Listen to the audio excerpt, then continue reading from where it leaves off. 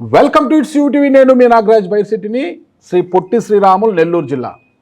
ఈ పేరు చెప్పగానే అందరికీ రాజకీయంగా చాలా స్తబ్దుగా, ప్రశాంతంగా, ఎలాంటి వర్గపోరు లేకుండా ఉన్న నెల్లూరు జిల్లా అందరికీ గుర్తుకొస్తుంది. మరి నెల్లూరు జిల్లా గురించి రాజకీయంగా మరొక విషయం చెప్పాలంటే, ఒక పుచ్చలపల్లి సుందరయ్య, బెజవాడ గోపాల్ రెడ్డి, ఆనం, నెల్లూరు, నల్లపరెడ్డి, మేకపాటి కుటుంబాలను కూడా గుర్తుకొస్తాయంటారు. అయితే ఈ కుటుంబాలన్నింటినీ కాదని స్వశక్తితో సొంతంగా ఎదిగి నెల్లూరు రూరల్ నియోజకవర్గం నుంచి 3 సార్లు విజయం సాధించి హ్యాట్రిక్ సాధించిన నాయకుడు కోటంరెడ్డి శ్రీధర్ రెడ్డి.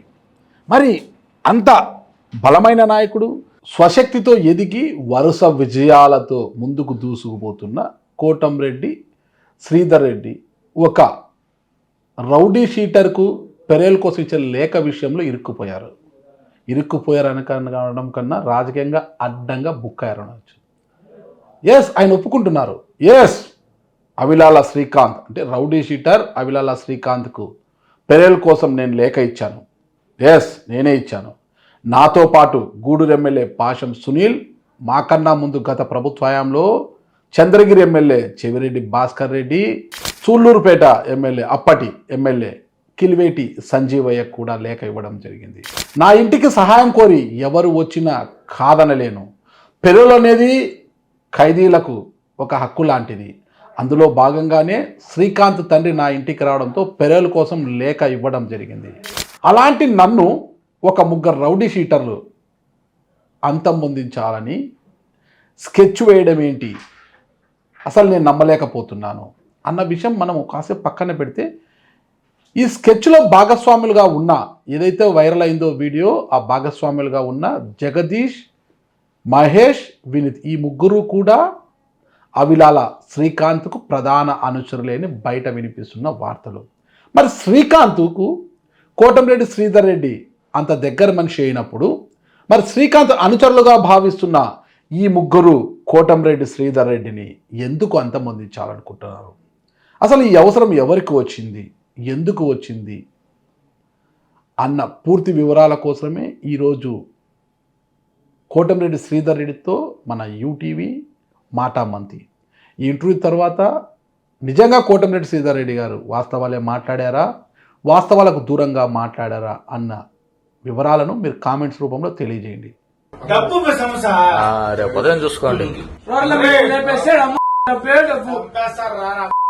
నమస్తే ఎమ్మెల్యే గారు. నమస్తే నాగరాజ్ బైర్శెట్టి గారు. Thank you. బాబా ఆ కంచుకంఠం ఉన్నాయి. నాగరాజ్ బైర్శెట్టి గారు నమస్తే. ఆ కంచుకంఠము మర్చిపోలేకు. నేను మా స్టూడియోకి ఫస్ట్ ఈ తమ్ముడి కోసం వచ్చి ఫస్ట్ ఇంటర్వ్యూ ఇది మన స్టూడియోలో, ఇది మన టీవీ, ఇది మన ఛానల్, మన స్టూడియోలో ఫస్ట్ ఇంటర్వ్యూ అన్నయ్య. నాకు కొంత అవకాశం ఇస్తే తప్పకుండా కదా. మళ్ళా నాగరాజ్ గారు, రాచర్ల శివ వీళ్ళంతా నా శ్రేబులష్లు. ఓకేనే, థ్యాంక్ యూ. కానీ జర్నలిస్టే. ఓకేనే, నాయకుడే. న్యాయస్థానంలో నేనున్నప్పుడు, న్యాయమూర్తిగా నేనున్నప్పుడు నాకు నేను కాను, నాకు మీరు లేరు. ఓకే.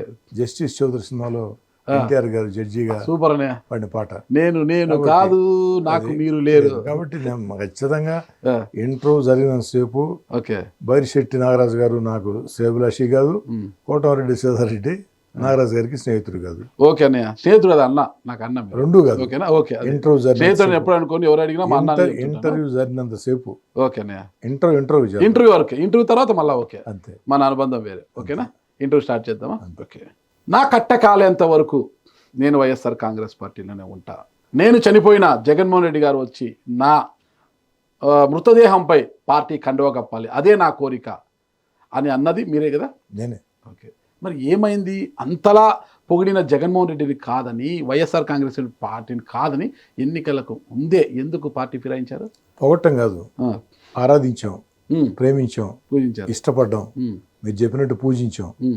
నాలాంటి వ్యక్తినే జగన్మోహన్ రెడ్డి గారు వదులుకున్నారంటే, నాలాంటి వ్యక్తే జగన్ గారి వెంట నడవలేని పరిస్థితి వచ్చిందంటే దానికి జగన్ గారు సమాధానం చెప్పాలా? నాగరాజు గారు మీరు ప్రశ్న అడిగారు, పార్టీ ఎన్నికల ముందు మారారని.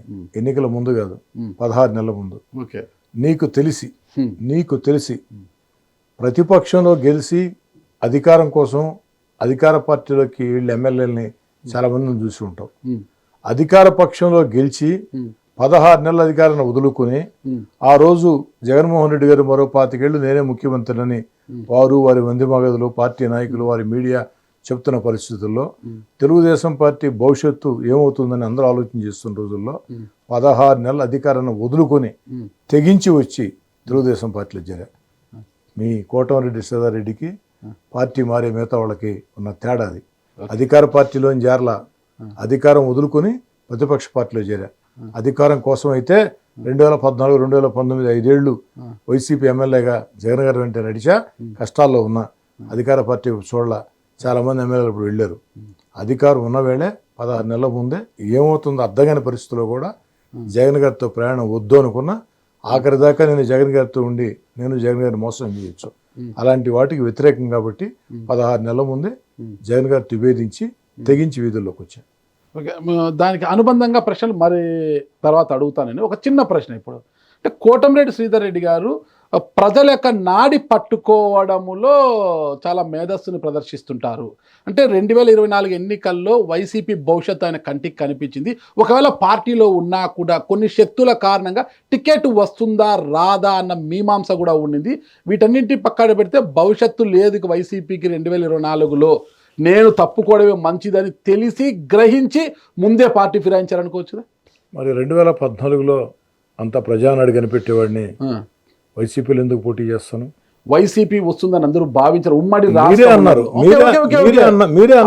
నాగరాజు గారు మీరే అన్నారు ప్రజానాడిని పసిగడతాం. నాగరాజు గారు ఒక మాట చెప్తానండి, జగన్మోహన్ రెడ్డి గారితో ఇష్టంతో ప్రేమతో ఆరాధనతో ప్రయాణం చేశాను. జగన్మోహన్ రెడ్డి గారికి నాకు దూరం పెరిగింది. కానీ జగన్మోహన్ రెడ్డి గారు పెరిగిందా పెంచారా? రెండు పెరిగింది, పెంచారు. ఎవరు పెంచారు? చుట్టూ ఉండే కోటరీ. ఎవరు వాళ్ళు? రాజకీయ పిపీలకాలు. వాళ్ళ పేర్లు నా నోటితో చెప్పడం కూడా నాకు ఇష్టం లేదు. రాజకీయ పిపీలకాలు. రాజకీయ పిపీలకాలు అంటే అర్థం తెలుసా? పిపీలకాలు అంటే అర్థం తెలుసా? తెలియదు, మీరు చెప్తే వింటాను. అనామకులు. అనామకుల కంటే ఇంకా ఘోరమైనటువంటి పదం. వాళ్ళ గురించి మాట్లాడుకోవాల్సిన అవసరం కూడా లేదు. 4 సంవత్సరాలు వాళ్ళకి, దాదాపు 3 సంవత్సరాలు వాళ్ళ కింద పనిచేశారు కదా. వాళ్ళ కింద నేను ఎప్పుడు పనిచేయాల. ఏదున్నా జగన్ గారితో మాట్లాడేవాడిని. అక్కడే నాకు సమస్య వచ్చింది. వీళ్ళకి నమస్కారాలు పెట్టనని నేను పెట్టను. గౌరవంగా మామూలుగా మాట్లాడతా.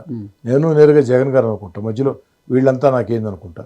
అలాంటి వ్యక్తులు చాలా మంది జ్వరపడ్డారు, దూరం పెరిగింది. జగన్మోహన్ రెడ్డి గారితో దూరం పెరగకుంటే 175 ఎమ్మెల్యే స్థానాలు జగన్మోహన్ రెడ్డి ఓడిపోతారని తెలిసినా జగన్ గారితో నడిచేవాడిని. జగన్ గారితో దూరం జరిగాను కాబట్టి నా వెంట నడిచే నాయకులు కార్యకర్తలకి, నా కుటుంబ సభ్యులకి, అన్నిటికీ మించి నా తమ్ముడు కోటమిరెడ్డి గిరిధర్రెడ్డికి సమాధానం చెప్పాలి. ఒకటి అందరూ ఒకే మాట చెప్పారు. 175 స్థానాలు జగన్మోహన్ రెడ్డి గారు గెలుస్తారు అని నమ్మి నేను వైఎస్ఆర్ కాంగ్రెస్ పార్టీని వీడుతున్నా. ఇష్టం ఉంటే నాతో రండి, ఇష్టం లేకపోతే మీ దారి మీరు చూసుకోండి. నేను జగన్ గారితో ప్రయాణం చేయలేను. నేను ఖచ్చితంగా పోరాటం చేయదలుచుకున్నా. జగన్ గారి మీద ఉన్న ప్రేమ ఆరాధన ఆ యొక్క సమస్యలతో అది ఒక కసిగా మారింది. నేను జగన్ గారితో ఉండను. నా భవిష్యత్తు ఏమైనా పర్వాలేదు, నన్ను నమ్మితే నా వెంట రండి.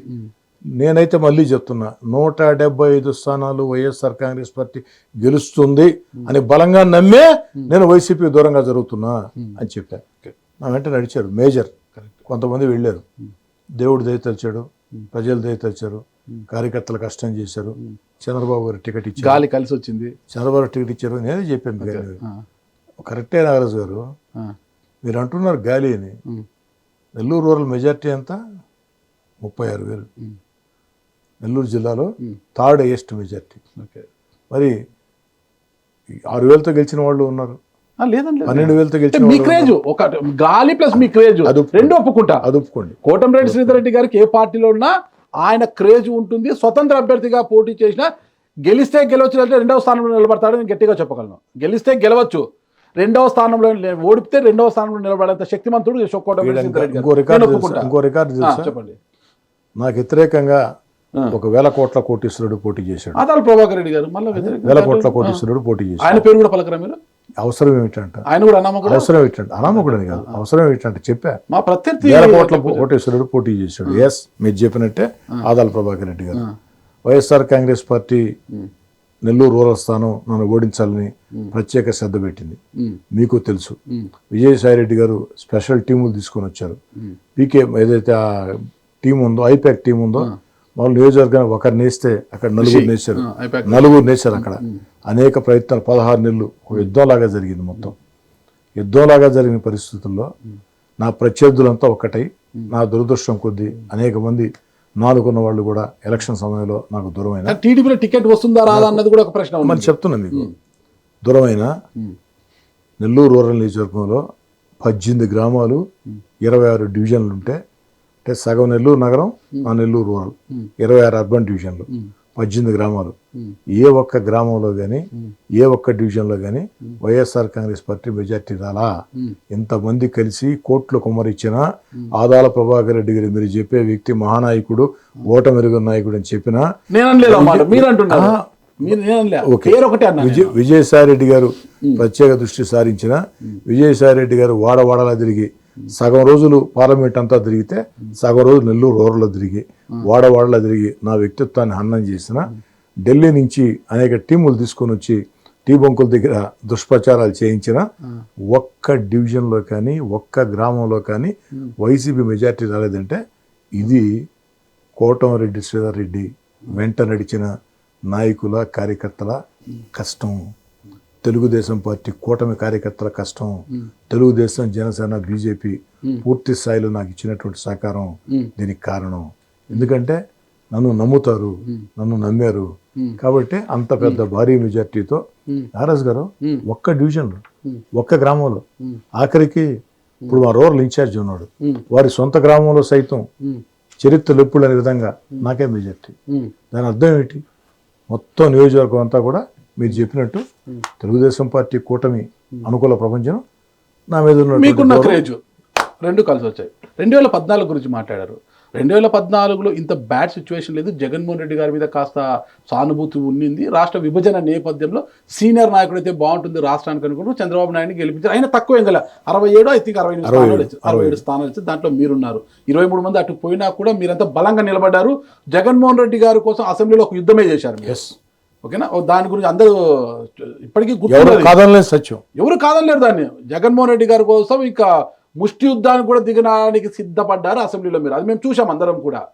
ఆ 2014ను తీసేస్తే ఎట్లా ప్రతిపక్షంలో ఉన్నారు, జగన్మోహన్ రెడ్డి గారికి ఒక సైన్యంలా నిలబడ్డారు మీరు చుట్టూ కూడా. తర్వాత 2019లోకి వచ్చారు. 2019కి వచ్చేసరికి తొలి నుంచి కూడా బాగానే ఉండింది, జగన్మోహన్ రెడ్డి గారితో బాగుంది. మీకు స్ట్రోక్ వచ్చినప్పుడు కూడా మీరు జగన్మోహన్ రెడ్డి గారిని కలవరించారు, అంత ప్రేమ ఉన్న మీరు ఎందుకు బయటికి పోయారంటే మంత్రి పదవి. అంటే కోటంరెడ్డిగా శ్రీధర్ రెడ్డి గారి యొక్క రాజకీయ ఆకాంక్ష మంత్రి మంత్రి మంత్రి ఒక్కసారైనా మంత్రి అనిపించుకొని రాజకీయాల నుంచి తప్పుకోవాలి, తర్వాత తన తమ్ముడు కోటంరెడ్డి గిరిధర్ రెడ్డికి వారసత్వాన్ని ఇచ్చేయాలని ఒక కోరిక. అయితే 2019లో తొలి విడతలోనే మంత్రి పదవి ఆశించారు. కానీ తమ్ముడు అనిల్ యాదవ్కు రావడము, ఆయనకు మిస్ కావడం, సరే పునర్వ్యవస్థీకరణలోనైనా మంత్రి పదవి వస్తుంది అంటే ఆయనకు తప్పించి మామ అంటే వరుసకు మామ ఆయన కాకాని గోవర్ధన్ రెడ్డి గారికి ఇప్పించడం అనేది కోటంరెడ్డి శ్రీధర్ రెడ్డి గారికి అక్కసు మరింత ఎక్కువైపోయింది. నన్ను కాదని ఇస్తారా అంటే అప్పట్లో గౌతమ్ రెడ్డికి మంత్రి పదవి ఇవ్వడము అంటే మీకన్నా జూనియర్ అతను జిల్లాలో, ఓకే, అది మిమ్మల్ని తప్పించి అతనికి ఇవన్నీ కూడా అక్కస్ చేసి ఒక విధమైన కోపము కసి పెరిగిపోయే జగన్మోహన్ రెడ్డి గారి మీద, పార్టీ మీద. అందుకే పార్టీ వీడారు అంటే ఏమంటారు? మీరు చెప్పింది చాలా వరకు వాస్తవం, ఓకే, దాంట్లో అనుమానం లేదు. ఓకే, థ్యాంక్ యూ అన్న, మీరు ఒప్పుకున్నారు. Thank you. నన్ను కూడా చెప్పని స్వామి, నేను చెప్తున్నా అదే. థ్యాంక్ యూ నాగరాజ్ బైర్శెట్టి గారు, నన్ను కూడా చెప్పని. ఓకే, చెప్పండి. నువ్వు చెప్పినవన్నీ వాస్తవాలు. ఎవరికో వచ్చిందని నేను బాధపడ్డా.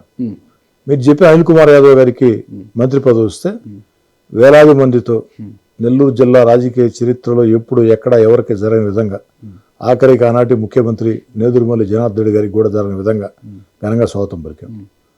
వారికి రావటం నేను బాధపడలా, ఎందుకంటే నా మాదిరిగా అనిల్ కుమార్ యాదవ్ కూడా అర్హుడే, దాంట్లో ఎలా అంటారు మనం.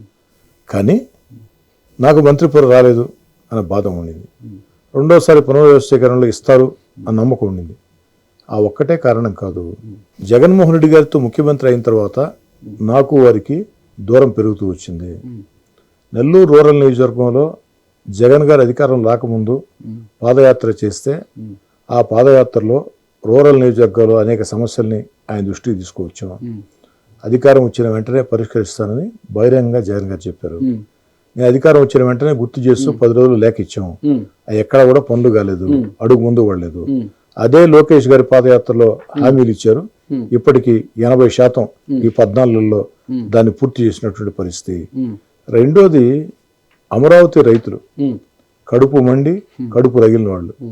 నాగరాజు గారు, కాసేపు రాజకీయవాదాలు పక్కన పెడదాం. 2014-19లో అమరావతి రాజధానిని చంద్రబాబు గారు ప్రతిపాదిస్తే నిండు శాసనసభలో జగన్ గారు సమర్థించారా లేదా? సమర్థించారు.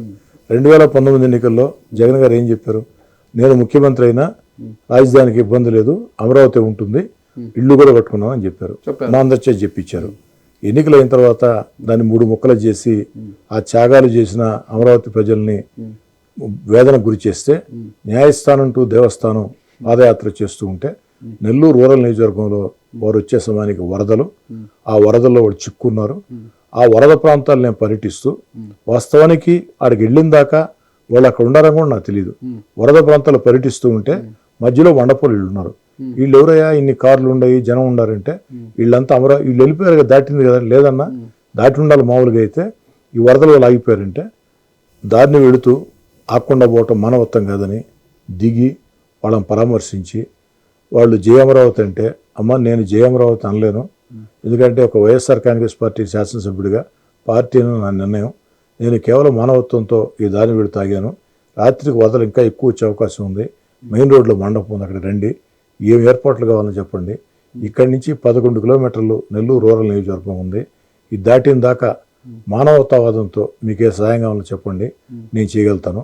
కానీ వైసీపీ నిర్ణయమే జగన్ నిర్ణయమే నా నిర్ణయం అని చెప్పని ధైర్యంగా వాడు ఎదురుగానే చెప్పొచ్చాను. అర్థమైందా? అది జగన్ గారికి చివరి పొలవలు చేసి చెప్పారు. ఆ రోజు ఇందాక అన్నారు మీరు ఎందుకు చెప్పరు పేరు అని. బైరిశెట్టి నాగరాజు గారి కోరిక ఎందుకు కాదనాలా, పేరు చెప్తా. ఆ రాజకీయ పిపీలకం సజ్జల రామకృష్ణారెడ్డి నేరుగా నాకు ఫోన్ చేసి ఖరీదైన తప్పు చేసావు అన్నాడు. కాస్ట్లీయెస్ట్ మిస్టేక్ చేసావు శ్రీధర్ అన్నాడు. అన్నా మీరు కాస్ట్లీయెస్ట్ మిస్టేక్ చేసావు శ్రీధర్ అన్నాడు. నేను ఆ రోజు సజ్జల రామకృష్ణారెడ్డి చెప్పా, వారు ఉన్నారు, అడగండి.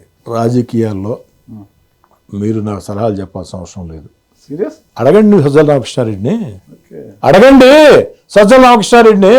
నాగరాజు గారు పార్టీలో చాలా కీలకమైన అయితే కంఠంతో ఆయన మాట్లాడిన భాష బాగాలేదు. ఆయన మాట్లాడచ్చు అయితే ఎవరికి పెద్ద పంచాయతీ వార్డు నేను పంచాయతీ వార్డు మెంబర్ కూడా గెలవలేని వ్యక్తి, కార్యకర్తల పేర్లు శాసిస్తున్నాడు కదా. జగన్మోహన్ రెడ్డి గారి ప్రాపకం, వైఎస్ఆర్ కాంగ్రెస్ పార్టీ దురదృష్టం, సజ్జల రామకృష్ణారెడ్డి లాంటి వేరే భాష మాట్లాడకూడదు అలాంటి వ్యక్తులు రాజకీయ పిపీలకాలు ఆ పార్టీలో కీలక పాత్ర. వాళ్ళ ఆత్మగౌరవం చంపే విధంగా ఎమ్మెల్యేలు అంటే నియోజకవర్గాల్లో కష్టం చేసి కార్యకర్తలకు అందుబాటులో ఉండి ప్రజలకు సేవ చేసి వస్తారండి. ఎవరు తేరక ఎమ్మెల్యేలు గారు. పార్టీ కొంత పనికొస్తుంది, ఒక పార్టీతోనే కాదు, ఎమ్మెల్యే కష్టం కూడా ఉంటుంది. ఎమ్మెల్యేలందరినీ కూడా చాలా హీనంగా చూస్తూ సజ్జల రామకృష్ణారెడ్డి, నేను ఎక్కడ చెప్పిన మాట కాదు, చాలా మంది చెప్పిన మాట మీకు చెప్తూ ఉన్నా. మరి ఎమ్మెల్యే కావాలంటే రావాల్సింది సజ్జల రామకృష్ణారెడ్డి గారి ఆశీర్వాదం వద్దంటారా? నేను కేఎన్ఆర్కే ఫోన్ చేసాం, మీరు అడగండి కేఎన్ఆర్ని. కేఎన్ఆర్ మీ స్నేహితుడే కదా, కేఎన్ఆర్ని అడగండి. ఎప్పుడైనా కేఎన్ఆర్కి ఫోన్ చేస్తా, జగన్ గారి టైం తీసుకుంటా. నాకు ఎప్పుడు సజ్జలను కలవటం ఇష్టం ఉండదు, ఎదురు పడితే మాట్లాడతాం, రాజకీయ వ్యవహారాలు మీటింగ్లు ఉంటే కూర్చుంటాం, ఎందుకంటే సకల సలహాదారుడు కాబట్టి. మధ్యలో సబ్జెక్ట్ కట్ అయింది నాగరాజు గారు. చెప్పండి ఎందుకు కట్ అయిందంటే సజ్జల రామకృష్ణారెడ్డి చెప్పా, కాస్ట్లీయెస్ట్ మిస్టేక్, ఖరీదైన తప్పు చేశాం మీరు అన్నారు, మీ చేత రాజకీయాలు చెప్పుకునే పరిస్థితి నేను లేను, మీరు నా రాజకీయాలు చెప్పొద్దు, నేను చేసిన కరెక్ట్ అని నేను అనుకుంటున్నా. పార్టీ రాష్ట్ర అధ్యక్షుడు ముఖ్యమంత్రిగా జగన్ గారు ఏ నిర్ణయం తీసుకున్నా నాకు అభ్యంతరం లేదు, నేను తప్పు చేయలేదు అన్న. తర్వాత 4 రోజులు జగన్ గారు నెల్లూరు వచ్చారు వరదల మీద.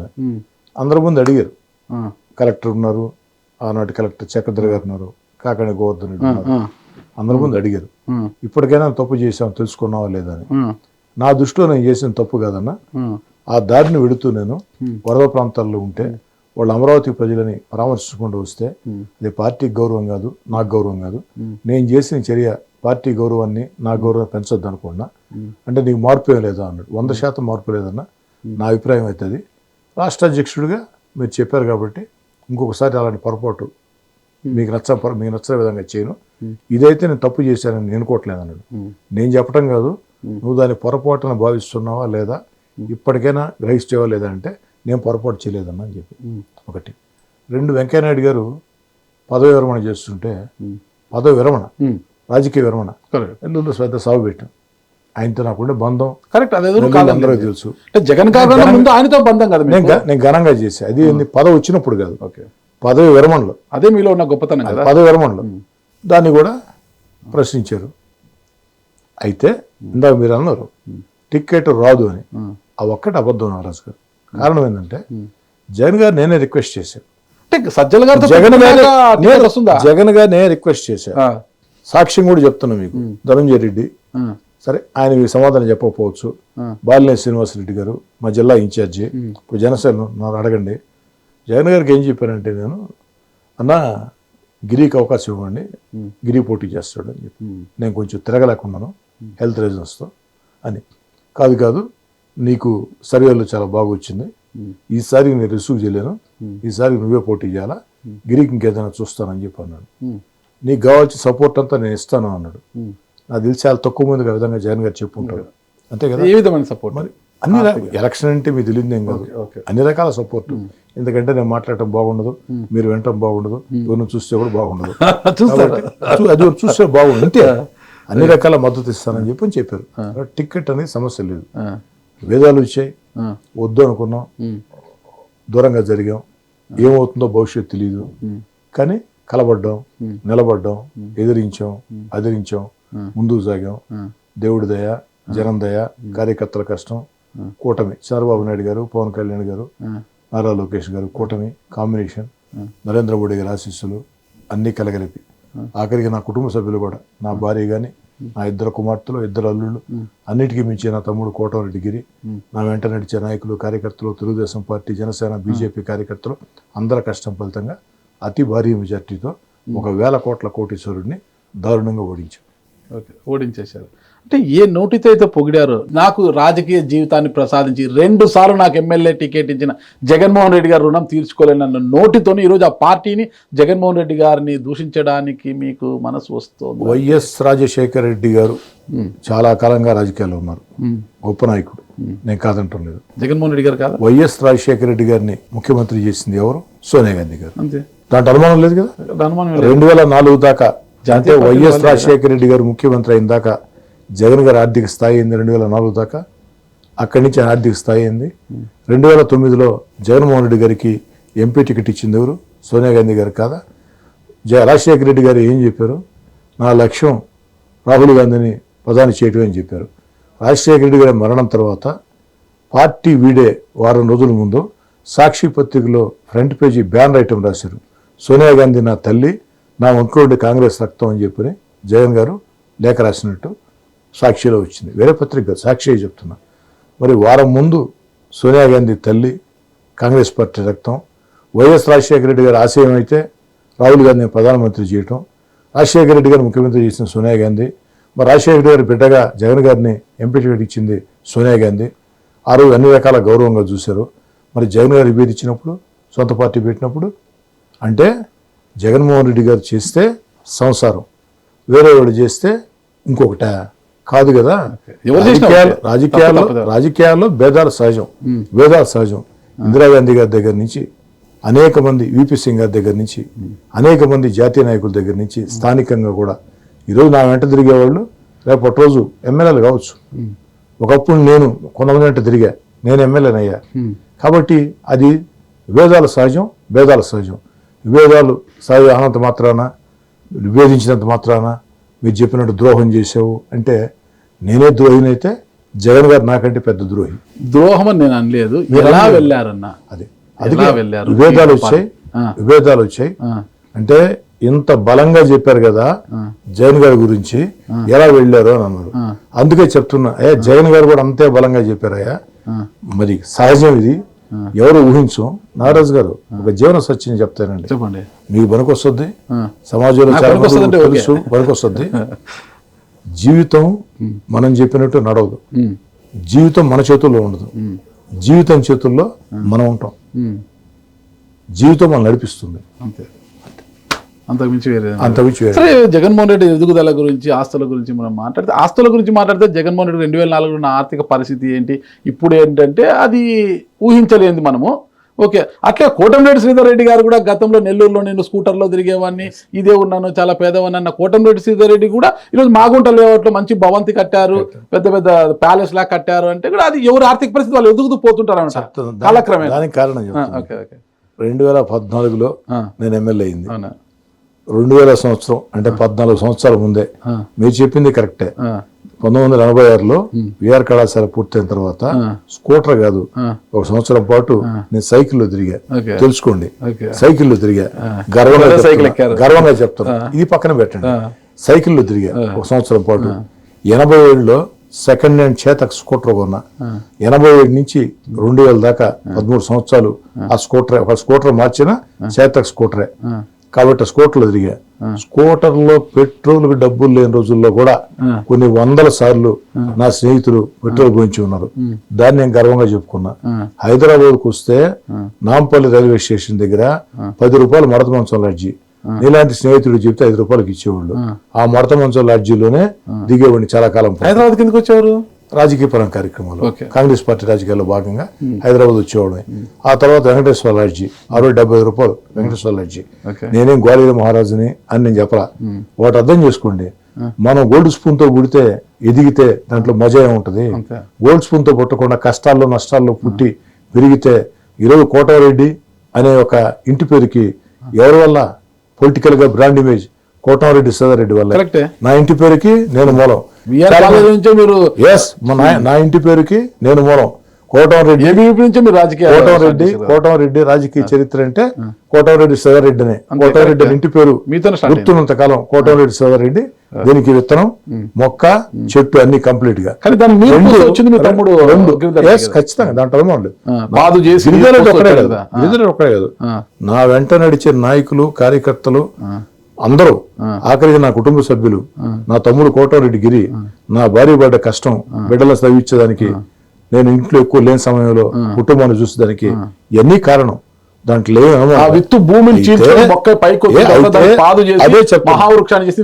అదే చెప్తున్నా. 2000 సంవత్సరంలోనే 13 ఏళ్లు స్కూటర్లను తిరిగా.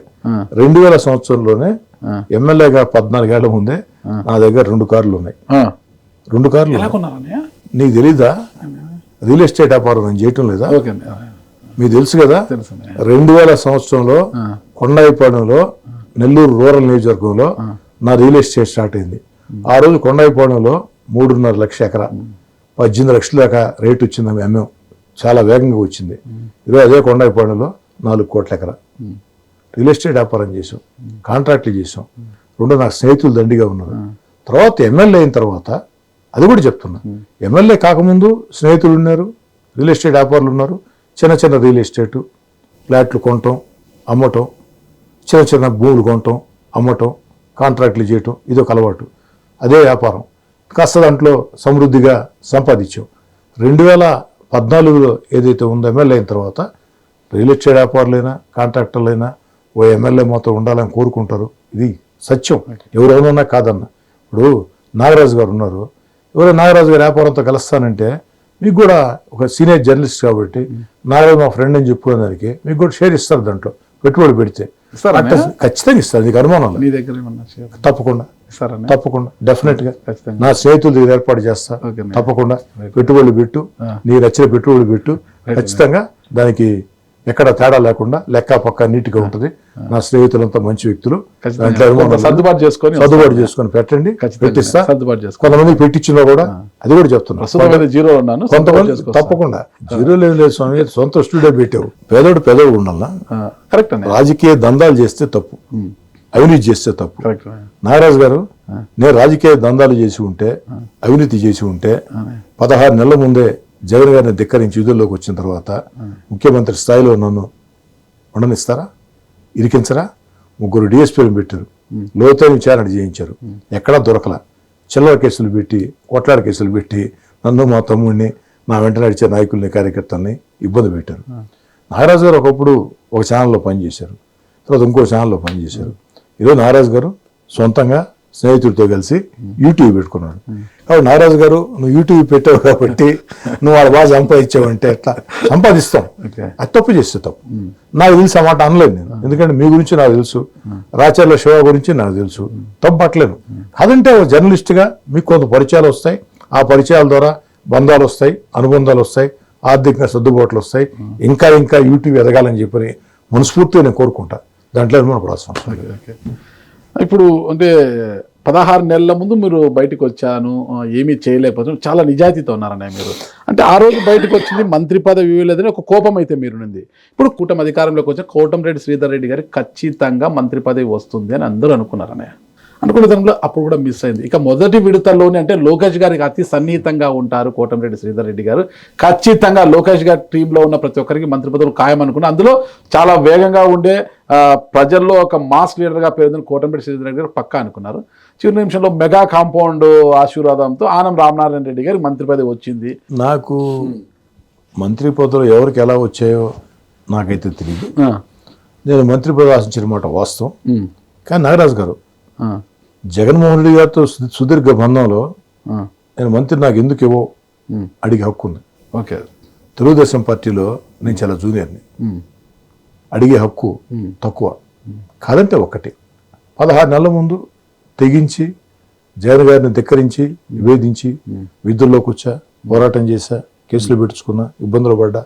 చంద్రబాబు గారు అరెస్ట్ అప్పుడు ఎన్ని రకాల ఉద్యమాలు చేసాము మీకు అందరికీ తెలిసిన నెల్లూరు రూరల్లో పోలీసు నిర్బంధాలని వేధింపుల్ని తట్టుకుని లోకేష్ గారి పాదయాత్ర నెల్లూరు రూరల్లో మీరే సాక్ష్యం ఎంత అద్భుతంగా చేసాము. కాబట్టి అడిగే అర్హత కూడా ఉంది. కానీ గట్టిగా నాకు ఎందుకు ఎవరు అని ప్రశ్నించే అవకాశం లేదు. నేను కొత్త, నాకంటే సీనియర్లు చాలామంది ఉన్నారు. చాలా ఇప్పుడు దూళిపాడు నరేంద్ర కుమార్ గారు ఉన్నారు, ఎరపతినేని శ్రీనివాసరావు గారు ఉన్నారు, దూళిపాడు నరేంద్ర గారు ఉన్నారు, కోన రవికుమార్ గారు ఉన్నారు, ఇంకా చాలా మంది. అంటే నెల్లూరు లాంటి జిల్లాలో వైసీపీకి ఒక కోటలా ఉన్న నెల్లూరు లాంటి జిల్లాలో 36,000 మెజార్టీతో గెలవడము, టీడీపీ జెండా పాతడం అంటే అంత ఈజీ విషయం కాదు కదా. అలాంటి వాళ్ళకి మరింత ప్రోత్సాహాన్ని ఇస్తే ఇంకా ముందుకు పోతారనేది కదా. మంత్రి పదవి ఒకటే ప్రోత్సాహం కాదు కదా. కాదంటారా? ఈ రోజు మీ జీవితాశమే కదా. ఈరోజు ఖచ్చితంగా మంత్రి కావాలని లక్ష్యం, దాంట్లో ఎలాంటి అనుమానం. నేను మంత్రి కావాలన్న కోరిక నాకు బలంగా ఉంది. కోరుకున్న కోరికలు మొత్తం తీరుతా. కానీ ఈరోజు ఈ 14 నెలల్లో తెలుగుదేశం పార్టీ కూటమి అధికారంలోకి వచ్చిన తర్వాత నెల్లూరు రూరల్ నియోజకవర్గంలో చంద్రబాబు గారి ఆశీస్సులతో 300 కోట్ల రూపాయలతో అభివృద్ధి పనులు చేపట్టారు. 70% పూర్తయినాయి. నాగరాజు గారు 339 అభివృద్ధి పనులు, కాలువలు, రోడ్లు, మంచినీటి పైప్ లైన్లు ఈరోజు ప్రారంభించి 60 రోజుల్లో పూర్తి చేసి అందిస్తానని చెప్పిన మాట కట్టుబడి 60 రోజుల్లో పూర్తి చేసి ప్రారంభించాం. ఆ పాత ఫోటోలు, కొత్త ఫోటోలు, పని కాకముందు ఫోటో, అయిన తర్వాత ఫోటో మేమంతా కూడా పంపించాం. రాష్ట్ర చరిత్రలోనే ఒక పెద్ద రికార్డు ఇది. చంద్రబాబు నాయుడు గారు, లోకేష్ గారు మీకు ప్రశంసలు వచ్చాయి. అంటే అతి తక్కువ కాలంలో ఎక్కువ అభివృద్ధి పనులు చేపట్టిన ఏకైక ఎమ్మెల్యే మీరే, దాంట్లో కాదని లేదు. కానీ ఆ సంతోషం అనేది కొంతకాలం కూడా నిలవలేదు కదా. ఇప్పటికి కూడా సంతోషం ఉందా? ఇంకా 2 రైల్వే బ్రిడ్జిలు రాబోతున్నాయి. Kondayipalem, BV Nagar railway under బ్రిడ్జిలు ఈ రోజు రేపు శాంక్షన్ కాబోతున్నాయి. బొట్టేపాలెం కల్జు మీద బ్రిడ్జి ఒక 4 రోజుల్లో శాంక్షన్ కాబోతుంది. ఇవే కాకుండా మేజర్ రోడ్లు, పొదలకూరు రోడ్డు, నారాజు గారు పొదలకూరు రోడ్డు 14 నెలల ముందు ఏ విధంగా ఉండింది, ఈరోజు ఏ విధంగా ఉంది మీరే చూసి చెప్పండి. 1,00,000 మంది ఉపయోగించే రోడ్డు అది. అదే మునుగోడి తాడిపత్రి రోడ్డు, ముస్లింలు, దళితులు, గిరిజనుల గురుకుల పాఠశాల, ఇది 1 కాదు 2 కాదు 3 కాదు, అన్నిటికీ మించి బారాషాహి దర్గా, అదేవిధంగా గణేష్ ఘాట్, ఇవన్నీ కూడా అద్భుతంగా చేస్తున్నామంటే వైఎస్ఆర్ కాంగ్రెస్ పార్టీలో 3.5 సంవత్సరాల అధికారంలో నేను ఉన్నా చేయలేని అభివృద్ధి పనులు, అంతకు 10 అభివృద్ధి పనులు. ఆ 3.5 సంవత్సరం నేను వేసిన అభివృద్ధి పనుల కంటే 10 అభివృద్ధి పనులు ఈ 14 నెలల్లో చంద్రబాబు గారి ఆశీస్సులతో, లోకేష్ గారి ఆశీస్సులతో సాధ్యమైంది. ఇది సంతోషం నాకు ఉంది. రాబోయే రోజుల్లో ఇంకా మిగతాయి కూడా పూర్తి చేసి ఒక చరిత్ర, నెల్లూరు రూరల్ నియోజకవర్గంలో అభివృద్ధి అంటే కోటమిరెడ్డి శ్రీధర్ రెడ్డి ఎమ్మెల్యేగా ఉన్నప్పుడు చేసిన అభివృద్ధి అని చెప్పుకోవాలా?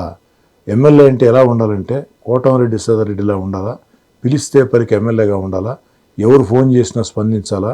ఎన్నికలు ఉన్నా లేకున్నా నిరంతరం ప్రజల మధ్యలో ఉండాలా అన్న ఆకాంక్ష. అదేవిధంగా ముందుకు సాగుతాం, అభివృద్ధి లక్ష్యం ముందుకు సాగుతాం. మీ లక్ష్యం రాజకీయం ఏమిటంటే మంత్రి కావాలన్నది నా లక్ష్యం. అది దేవుడి దయ, చంద్రబాబు గారు లోకేష్ గారు ఇష్టం. ఓకే, ఒకవైపు చూసుకుంటే వైసీపీలో జగన్మోహన్ రెడ్డి గారితో కాస్త డిఫర్ అయ్యారు, ఇంకా సజ్జల రామకృష్ణ గారితో డి అంటే డి అని అన్నారు. అసలు ఆ పేరు ఎందుకండి? ఓకే, ఏంది నాగరాజు గారు, అవసరమా? ఓకే, నేను పలికాను, మీరు పలకద్దాం. ఎందుకు ఆ పేరు అవసరమా? సార్, ఆ రెండు పక్కన పెడితే టీడీపీలో మొదటి నుంచి మీరు పొంగూరు నారాయణతో పెద్దగా ఇది లేదు మీకు. ఆనం కాంపౌండ్తో మొదటి నుంచి యుద్ధమే చేశారు. మీ తమ్ముడు అనిల్ యాదవ్ కోసం మరింత ఎక్కువ యుద్ధం చేశారు వాళ్ళతో. మీరు వారిద్దరూ అక్కడే ఆ పార్టీలోనే ఉన్నారు కదా. ఆ పార్టీలో ఆయన ఆనం గారు ఆ పార్టీలోకి వచ్చారు, పొంగూరు నారాయణ ముందు నుంచి ఉన్నారు. వాళ్ళిద్దరు ఉన్నా కూడా ఏ ధైర్యంతో పార్టీలోకి పోయారు మీరు అసలుకి? మీకు ఒక విషయం చెప్తాను. అంటే చంద్రబాబు గారు అడగొచ్చు, లోకేష్ గారిని అడగొచ్చు. నేను వైఎస్ఆర్ కాంగ్రెస్ పార్టీకి వేధించిన తర్వాత చంద్రబాబు గారిని లోకేష్ గారిని కలిసినప్పుడు ఎమ్మెల్యే టికెట్ హామీ కూడా అడగల. ఓకే, అడగల. నేను వైఎస్ఆర్ కాంగ్రెస్ పార్టీలో ఉండదలుచుకోలేదు, మీరు అవకాశం ఇస్తారంటే తెలుగుదేశం పార్టీలోకి వస్తా, మీరు చేర్చుకుంటారంటే వాళ్ళు సంతోషంగా చేర్చుకున్నారు. కనీసం నాకు ఎమ్మెల్యే టికెట్ కావాలా, నా రాజకీయ భవిష్యత్తు ఏంది అని వాళ్ళతో నేను చర్చ కూడా జరపలా. అయినా నన్ను ప్రోత్సహించారు, నాకు ఎమ్మెల్యే అవకాశం ఇచ్చారు. భవిష్యత్తులో కూడా ఇంకా ప్రోత్సహిస్తారన్నటువంటి నమ్మకం నాకుంది. అభివృద్ధి పనుల విషయంలో అన్ని రకాల ప్రోత్సహిస్తున్నారు.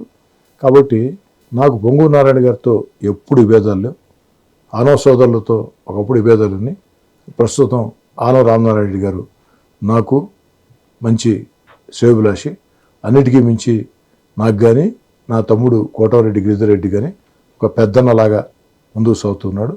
పార్లమెంట్ సభ్యులు వేమిరెడ్డి ప్రభాకర్ రెడ్డి గారు కానీ, సీనియర్ శాసనసభ్యులు సోమిరెడ్డి చంద్రమోహన్ రెడ్డి గారు కానీ, అందరికీ మించి జిల్లాలో మొట్టమొదటి నుంచి కూడా తెలుగుదేశం పార్టీ జెండా భుజాన వేసుకుని కష్టకాలంలో సైతం పనిచేసినటువంటి బేదా రవిచంద్ర గారు, వీళ్ళందరూ కూడా నాకు సన్నిహితంగా ఉంటారు. ఎవరితో విభేదాలు, కొంతమందితో దగ్గర సంబంధాలు ఉన్నాయి, కొంతమందితో కొంచెం సంబంధాలు ఉన్నాయి. విభేదాలు అయితే ఎవరితో లేవు. నాగరాజు గారు, జీవితంలో పోరాడి అలసిపోయాను. ఎవరితో పోరాడారు? జీవితకాలం విద్యార్థి నేతగా జీవితం ప్రారంభించి ఆనాడు విద్యార్థుల మీద రౌడీలు గుండాలు చేసిన దౌర్జన్యాల వ్యతిరేకంగా విద్యార్థులను సమీకరించి ఆ రౌడీల్ని తరిమి వాళ్ళ చేతుల్లో దెబ్బలు తిని వాళ్ళని కొట్టి 18 ఏళ్లకే రౌడీలను తరిమా? అందరికీ తెలుసు ఆ విషయం. 18 సంవత్సరాల వయసులోనే నా మీద వాళ్ళు 307 కేసులు పెట్టి 18 ఏళ్లకే జైలుకు పోయి ఉన్నా. రౌడీలను కొట్టిన దానికి 307 కేసు పెట్టారు, అటెంప్ట్ మర్డర్ కేసు. 18 సంవత్సరాలకే డిగ్రీ ఫస్ట్ ఇయర్లో జైలుకు పోయి ఉన్నా. విఆర్ హై స్కూల్లో రౌడీలకే రౌడీ, కోటమిరెడ్డి శ్రీధర్ రౌడీలకే రౌడీ కాదు, రౌడీలకు సమ స్వప్నం. ఓకే, రౌడీలకే. నా దృష్టిలో రౌడీలు అనేవాళ్ళు భయపడితే వాళ్ళు రౌడీలు, తిరుక్కుంటే రౌడీలు కాదు. రౌడీ అని చెప్పుకునేవాడు అందరూ కూడా పిరికోళ్ళు రౌడీజం చేస్తారు. ధైర్యంగా డి అంటే పరిగెత్తాల్సిందే. విచారించండి మీరు. 1986 సంవత్సరంలో విఆర్ కళాశాలలో కానీ నెల్లూరు కళాశాలలో కానీ ఆ యొక్క నగరంలో పేరు మోసిన రౌడీలు గుండాలు విద్యార్థుల మీద దాడులు చేస్తూ ఉంటే తరిమి ఉరికించి పంపించినటువంటి చరిత్ర కోటమిరెడ్డి శ్రీధర్రెడ్డిది, నా వెంట నడిచిన విద్యార్థులది. కాబట్టి అక్కడి నుంచి ప్రారంభించిన తర్వాత కాంగ్రెస్ రాజకీయాల్లో నేదురుమల్లి జనార్దన్ రెడ్డి గారితో విభేదాలు, ఆనం కుటుంబంతో విభేదాలు, ఇంకా వైఎస్ఆర్ కాంగ్రెస్ పార్టీలో మొదటి నుంచి మేకపాటి కుటుంబంతో విభేదాలు, తర్వాత నేరుగా జగన్ గారితో విభేదాలు. అంటే జీవితకాలం పోరాటాలు చేసి పోరాటం జీవితకాలం పోరాటం చేసి అలిసిపోయా. నాకు ఇంకా నరసింహలో రజనీకాంత్ పోరాటాలు చేసే ఆసక్తి లేదు, శక్తి లేదు. మీకు లేదా? ఖచ్చితంగా నిజాయితీగా ఒప్పుకుంటున్నా, నిజాయితీగా చెప్తున్నా సానుకూల రాజకీయాలు చేయటం తప్ప, వీలైనంత మేర ప్రజలకు అభివృద్ధి కార్యక్రమాలు చేయటం తప్ప, అన్నిటికీ మించి నా వెంట నడిచిన నాయకులు కార్యకర్తలు, తెలుగుదేశం జనసేన బీజేపీ కార్యకర్తల్ని ప్రోత్సహించడం. ఎందుకంటే నాగరాజు గారు, చాలా మంది అనుకుంటారు రాజకీయ కార్యకర్తలు అంటే తెలసొక్క వేసుకుంటే వాడు చాలా చాలా బాగుంటారు ఆర్థికంగాని. ఇది పచ్చి అబద్ధం. ఆ రాజకీయ వ్యామోహం వెనుక చాలా కష్టాలు ఉంటాయి, నష్టాలు ఉంటాయి. ఆ ప్రజల్లో తిరగాలన్న కోరిక, రాజకీయ వ్యామోహం, నచ్చిన పార్టీ, నచ్చిన నాయకుడు, ఆ కుటుంబంలో ఎన్ని కష్టాలున్నా కష్టించి కార్యకర్తలు పనిచేస్తారు. జెండా మోసేది కార్యకర్త, పోలింగ్ బూత్లో ఏజెంట్ కార్యకర్త, ప్రతిపక్షంలో ఉంటే ధర్నాలు చేయాలంటే కార్యకర్త, బహిరంగ సభలు విజయవంతం చేయాలంటే కార్యకర్త, అన్నిటికీ మించి ఓట్ల కోసం పోతే ప్రజలకే నాయకుడికి మధ్యలో పనిచేసే వారధి కార్యకర్త. కార్యకర్తల సంతోషం లేకుంటే ఏ నాయకుడు పార్టీ బాగుపడదు. దీన్ని బలంగా నమ్మేవాడిని. కార్యకర్తల సంతోషం అంటే పొట్టగిల్లో, బొగ్గగిల్లో, భుజం తట్టు, ముద్దు పెట్టు సరిపోదు. కార్యకర్తల కష్టం గుర్తించి ఎక్కడ తగలాలి అక్కడ చెప్తున్నారు. ఎక్కడ తగలాల అది ఎక్కడన్నా తగలని మళ్ళీ చెప్పంటావా? కార్యకర్తల భుజం తట్టి, పొట్టగిల్లి, బొగ్గగిల్లి, వాట్ ద గ్రేట్ అని సరిపోదు. కార్యకర్తల కష్టం గుర్తించాలా. వినండి, బాగా చెప్పండి. నాగరాజు గారు 2014 కంటే ముందు, రాజశేఖర రెడ్డి గారి మరణం తర్వాత 2019 దాకా దాదాపు 9 సంవత్సరాలు జగన్మోహన్ రెడ్డి గారి కోసం కార్యకర్తలు కష్టించి పనిచేశారు. అధికారం లేకున్నా ఇబ్బంది ఎదుర్కొని, జగన్ గారు అధికారంలోకి వచ్చిన తర్వాత కార్యకర్త మూలన పడవేసి వాలంటరీగా వస్తున్నారు. ఎన్నికలు వచ్చేటప్పటికి వాలంటీర్లు కనపడలా, కార్యకర్తలు కనపడలా. అందుకే అంత దారుణమైనటువంటి పరాజయం జగన్మోహన్ రెడ్డి గారు ప్రజా వ్యతిరేక విధానాలతో పాటు. నేను చెప్తాను నారాజు గారు, నెల్లూరు రూరల్ నియోజకవర్గంలో నేను నా కార్యకర్తల్ని ప్రోత్సహించిన తీరు విచారించుకోండి వచ్చి కొన్ని వందల మందికి ఆర్థిక సహాయం, బిడ్డల చదువులు, కొన్ని వందల మందికి ఉపాధి కోసం ఆర్థిక సహాయం, ఒక బంకో, ఒక ఆటోనో, ఒక కారో, ఒక షాపో పెట్టుకునేదానికి నా వంతు ఆర్థిక సహకారం కొన్ని వందల మందికి. ఇప్పుడు కూడా రియల్ ఎస్టేట్ చేస్తున్నారా? ఇప్పుడు కూడా ఎప్పటికీ చేస్తారు. కేవలం రియల్ ఎస్టేట్ లో వస్తున్న ఆదాయంతో ఇదంతా చేస్తున్నారు. రియల్ ఎస్టేట్ ఒకటే కాదు, నేను చెప్పినప్పుడు నెల్లూరులో నాతో అవసరాలు ఉండే కోటీశ్వర్లు నాగరాజు గారు, నేను ఎవరిని కూడా చేయదాసను, ఎవరికి కూడా ఆర్థిక ఆబ్లిగేషన్ చెప్పను అని అబద్ధాలు నేను చెప్పడం లేదు. నా వల్ల సహాయాలు పొందినటువంటి కోటీశ్వర్లు, కాంట్రాక్టర్లు, నేను పలానా కార్యకర్తకి ఏదైనా చేయండి అంటే ఖచ్చితంగా చేస్తాను. కాబట్టి ఆ కార్యకర్తలకి ఏదో రకంగా రియల్ ఎస్టేట్లో నేను సంపాదించిన డబ్బులా, నా స్నేహితుల సహకారమా, లేదు నా వల్ల ఆర్థిక ప్రయోజనాలు పొందినటువంటి కోటీశ్వర్లో, కాంట్రాక్టర్లు, రియల్ ఎస్టేట్ వ్యాపారస్తులు నా మాట గౌరవిస్తారు. ఖచ్చితంగా సహాయం చేస్తాం. ఇప్పుడు కాదు, ఇది 2014లో ప్రారంభించాం. అధికారం లేదు కాబట్టి ఎక్కువ మంది చేరైపోయినాం. అధికారం ఉన్న 3.5 సంవత్సరం కొన్ని వందల మందికి చేసాం. నెల్లూరు రూరల్ నియోజకవర్గంలో విచారించుకోవచ్చు. నెల్లూరు రూరలే కాదు, ఈ విషయం నెల్లూరు జిల్లా అంతా కూడా తెలుసు. ఆ కార్యకర్తలని ప్రోత్సహించాలి. కొంతమంది రాజకీయం గౌరవం కోరుకుంటారు, ఆర్థికంగా బాగుండేవాళ్ళు. ఎందుకు చెప్తున్నానంటే, నాకు ఎమ్మెల్యే పదవి వచ్చింది, నాకు ఎందుకని పట్టించుకోకుండా వదిలేయకుండా రాజకీయ గౌరవం కోరుకున్న కార్యకర్తల్ని రాజకీయంగా అవకాశం కల్పించాలా, ప్రోత్సహించాలా. ఆర్థికంగా ఇబ్బందుల్లోని కార్యకర్తల్ని కూర్చోబెట్టాలా, ఒక్కరితోనే మూడో మనిషి లేకుండా మాట్లాడాలా. ఏంటి నీ బాధలు, ఏంటి నీ సమస్యలు, నేనేదో చేయగలుగుతానా? అన్నీ చేయగలుగుతానంటే సాధ్యం కాదు. ఏమీ చేయలేనప్పుడు ఏదో రకంగా కనీసం బిడ్డల చదువులైనా, నేను బిడ్డల చదువు డబ్బులు కడితే వాళ్ళకి ఆర్థిక భారం తగ్గద్ది, అవునా కదా? ఒక ఆటో తీసేయటం, కారు తీసేయటం, ట్యాక్సీలు పెట్టుకునే దానికి ఒక బొంకు పెట్టడం, చిన్న చిన్న వ్యాపారాలు చేయటం, చిన్న చిన్న షాపులు పెట్టుకోవటం నేను చేస్తూనే ఉంటా. అది నాకు ఇష్టం. నా కోసం కష్టం చేసినటువంటి ఏ కార్యకర్తని నేను మర్చిపోను. కార్యకర్తలు మర్చిపోతే ఏ నాయకుడైనా, ఏ పార్టీ అయినా నాశనంగా తప్పదు. దీన్ని బలంగా నమ్మేవాడిని. కార్యకర్త కళ్ళల్లో వెలుగులు ఉంటే ఆ నాయకుడు, ఆ పార్టీ బాగుంటుంది. కార్యకర్త కళ్ళల్లో సంతోషం లేకుండా, ఇంట్లో వెలుగులు లేకుంటే ఆ నాయకుడు, కార్యకర్త, ఆ నాయకుడు, ఆ పార్టీ బాగుండదని బలంగా నమ్మేవాడిని. నాకు ప్రజా సమస్యల పరిష్కారం ఎంత ముఖ్యమో, అభివృద్ధి కార్యక్రమాలు ఎంత ముఖ్యమో, నా కోసం, తెలుగుదేశం పార్టీ కూటమి కోసం కష్టం చేసినటువంటి కార్యకర్తల, నాయకుల ప్రయోజనాలు కూడా అంతే ముఖ్యం. సార్, నాకు అవకాశం ఇస్తే నెల్లూరు కోసం అంటే మీ కార్యకర్తల కళ్ళల్లో వెలుగులు చూడాలన్నది నాకు కూడా. తప్పకుండా. ఆ వెలుగులు ఎలా ఉన్నాయి, ఏం కథ, మిరుమిట్లు గొలుపుతున్నాయా, ఎట్లా ఉన్నాయి? నెల్లూరు రావచ్చు, లేదా జూమ్ లో తీసుకుంటామన్నా. లేదు, జూమ్ లో బాగుంటదండి. ఎవరైనా ప్రోత్సహిస్తారా? నేను డైరెక్ట్ గా వస్తే కేస్ స్టడీగా ఉంటుంది, కేస్ స్టడీగా ఉంటుంది. ఖచ్చితంగా అనేక సంఘటనలు చూపిస్తా. ఖచ్చితంగా మీరు చూపిస్తే నేనే వస్తా డైరెక్ట్. నేను వస్తా, మీరు చూపిస్తే బాగోదు కదా, నేనే వస్తా. నేను తెలియజేస్తాను ఎవరెవరికి ఏమేం చేసింది. ఖచ్చితంగా నేను 1 to 1 పోయి నేను తీసుకుంటాను. ఇంకోటి విషయము, టీడీపీలోకి వస్తున్నప్పుడు ఎలా ఒప్పుకున్నారు? గతంలో చంద్రబాబు నాయుడు గారు సీఎంగా ఉన్నప్పుడు కూడా మీపై దేశద్రోహం కేసు ఏదో నమోదైంది కదా, లేదా? చంద్రబాబు నాయుడు గారు సీఎంగా ఉన్నప్పుడు మీపై దేశద్రోహం కేసు. ఆ రోజు ఎమ్మెల్యే కాదు, కాంగ్రెస్ పార్టీ యువజన నాయకుడిని. కరెంటు ఛార్జీలు తగ్గించాలని పోరాటం చేశాం. ఆ పోరాటంలో జిల్లా కలెక్టర్ ఆఫీస్ మీద నల్ల జెండా ఎగిరేసాం. మేమేమి జాతీయ జెండా అందించాలి, నల్ల జెండా పట్టుకుని నిలబడ్డాం. అక్కడ ఉన్న పోలీసులు కలెక్టర్ దాన్ని సీరియస్గా తీసుకున్నారు, అనేది కేసు పెట్టారు. 27 మందిని నన్ను నా వెంట నడిచేవాళ్ళని 32 రోజులు జైల్లో పెట్టారు. 11 నెలల్లో కేసు కూడా కొట్టేశారు. 11 నెలల కేసు కొట్టేశారు. నెల్లూరులో యువజన కాంగ్రెస్ నాయకుడి మీద ముఖ్యమంత్రి చంద్రబాబు గారు కేసు పెట్టడం అంటే ఎందుకు? రాచర్ల శివ గారు అప్పుడు అక్కడే చదువుకుంటూ ఉన్నారు. శివ గారిని అడగండి, చంద్రబాబు నాయుడు గారు ఒక ఎమ్మెల్యే మీద కేసు పెట్టాడంటే అర్థం ఉంది.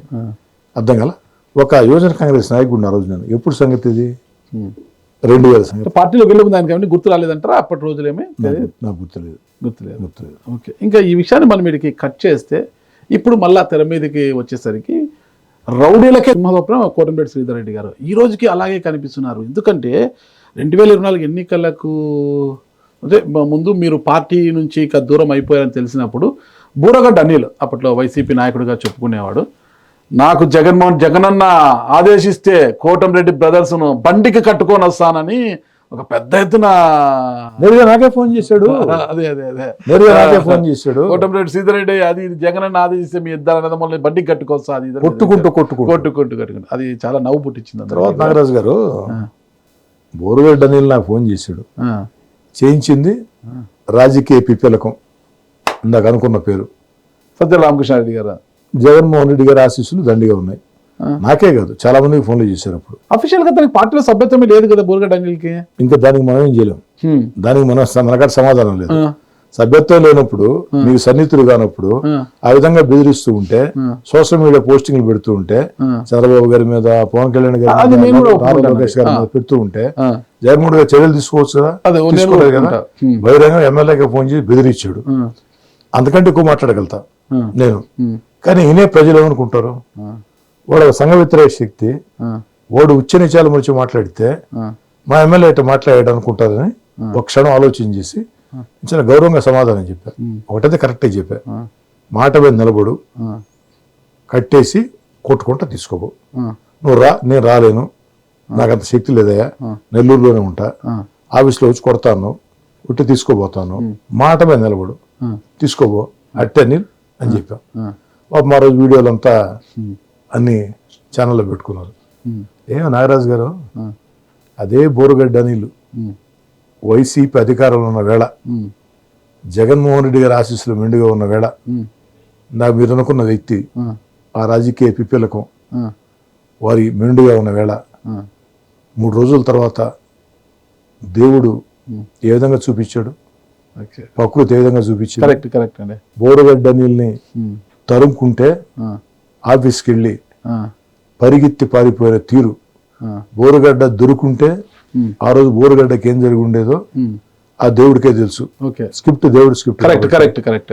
అయితే బోరుగడ్డ దొరకలేదని పరిగెత్తి పారిపోయాడని బోరుగడ్డ కార్యాలయాన్ని తగలబెడితే పాపం బోరుగడ్డ 3 రోజుల ముందు కోటమిరెడ్డి శ్రీధర్రెడ్డిని కట్టేసి తీసుకోబోతా అన్న, కోటమిరెడ్డి గిరిధర్రెడ్డిని కొడతానన్న బోరుగడ్డ 3 రోజుల తర్వాత మీడియా ముందుకు వచ్చి బోరుగడ్డ బోరు బోరు బోరు అని ఏడుస్తూ కోటమిరెడ్డి శ్రీధర్రెడ్డి అనుచరులు ఈ పని చేశారని చెప్పాడు.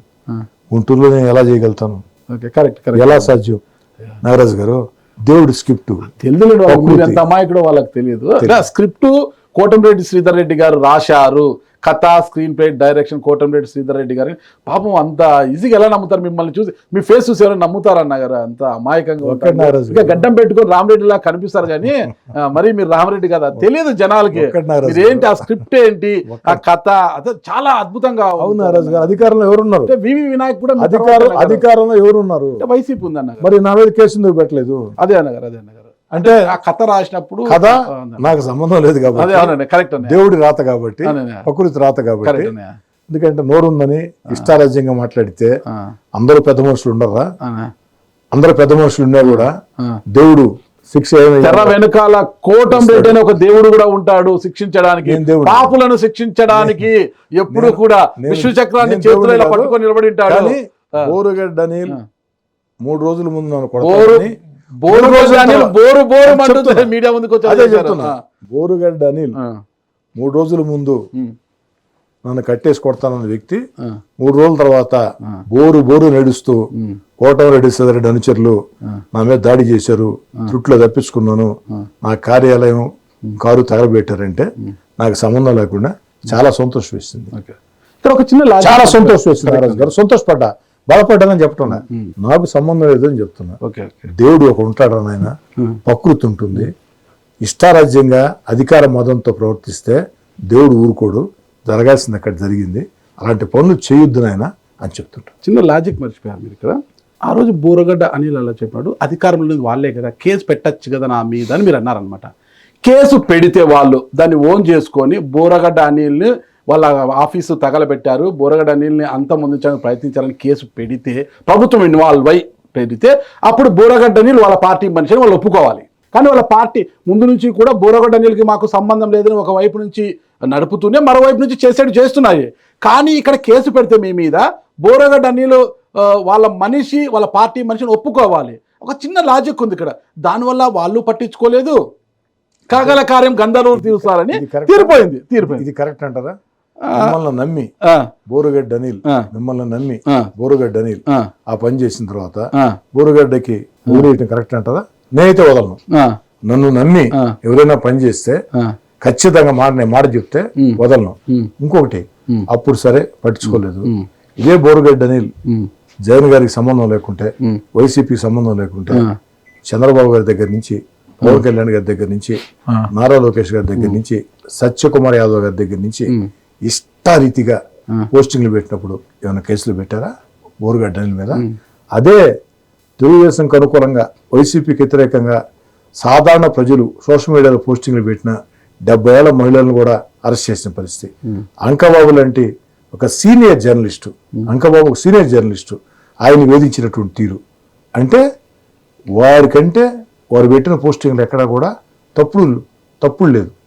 ఒక ప్రజాస్వామ్యంగా పెట్టారు, వాళ్ళని వేధించారే.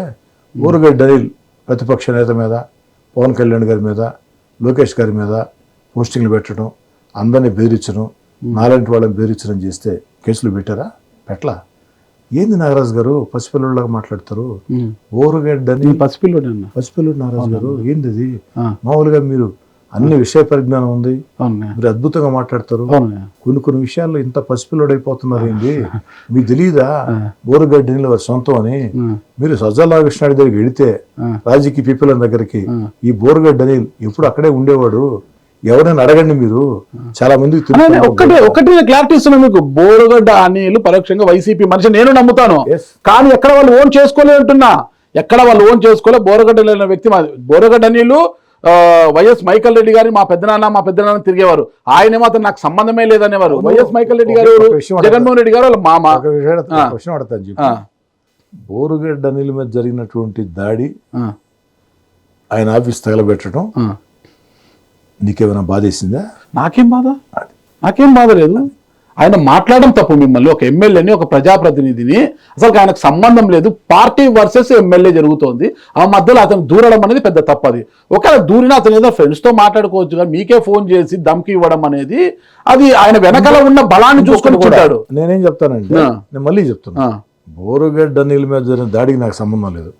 కానీ నాకు బోరుగడ్డ అనిల్ ఫోన్ చేసిన తర్వాత నెల్లూరు రూరల్ నియోజకవర్గం నుంచి బోరుగడ్డ అనిల్కి, సజ్జల రామకృష్ణారెడ్డికి అనేక ఫోన్లు పోయినాయి, వీడియో కాల్ కూడా పోయినాయి. అంతకంటే దారుణంగా మాట్లాడతా. మీరు గతంలో బీజేపీకి అనుబంధం కూడా పనిచేశారు. బీజేపీకి అనుబంధం అంటే కొద్ది హిందుత్వవాదం ఉంటుంది, దేవులను బాగా నమ్ముతారు. తర్వాత కమ్యూనిస్ట్ నాయకులను ఆరాధిస్తుంటారు మీరు. వావిలాల గోపాలకృష్ణని, పుచ్చలపల్లి సుందరయ్యని, తరిమల నాగిరెడ్డిని, ఇట్లా అందరినీ ఆరాధిస్తుంటారు. అంటే నాకు అర్థం కాదు, ఇక్కడ దేవుడి మీద నమ్మకం ఉందని మీకు పూర్తి స్థాయిలో అయితే పూజించారు. ఆ దేవుడి మీద ప్రమాణం చేసి చెప్పండి, బోరుగడ్డ అనిల్ ఆఫీస్ పై దాడికి నాకు ఎలాంటి సంబంధం లేదు. కదండి, దేవుడిని రాజకీయాలు లాగుతావా? అందులో ఎక్కడ బోరుగడ్డ అనిల్? నేను చెప్తున్నా నాకు సంబంధం లేదు, ఆయన కూడా ప్రాణామకుడే, అంతే, నాకు సంబంధం లేదు అని చెప్తున్నా, అంతే. ఓకే, దానికి దేవుడి మీద ప్రమాణం చేస్తాం అవసరమా? దేవుడి మీద రాజకీయాలు లాగుతారు అవసరమా?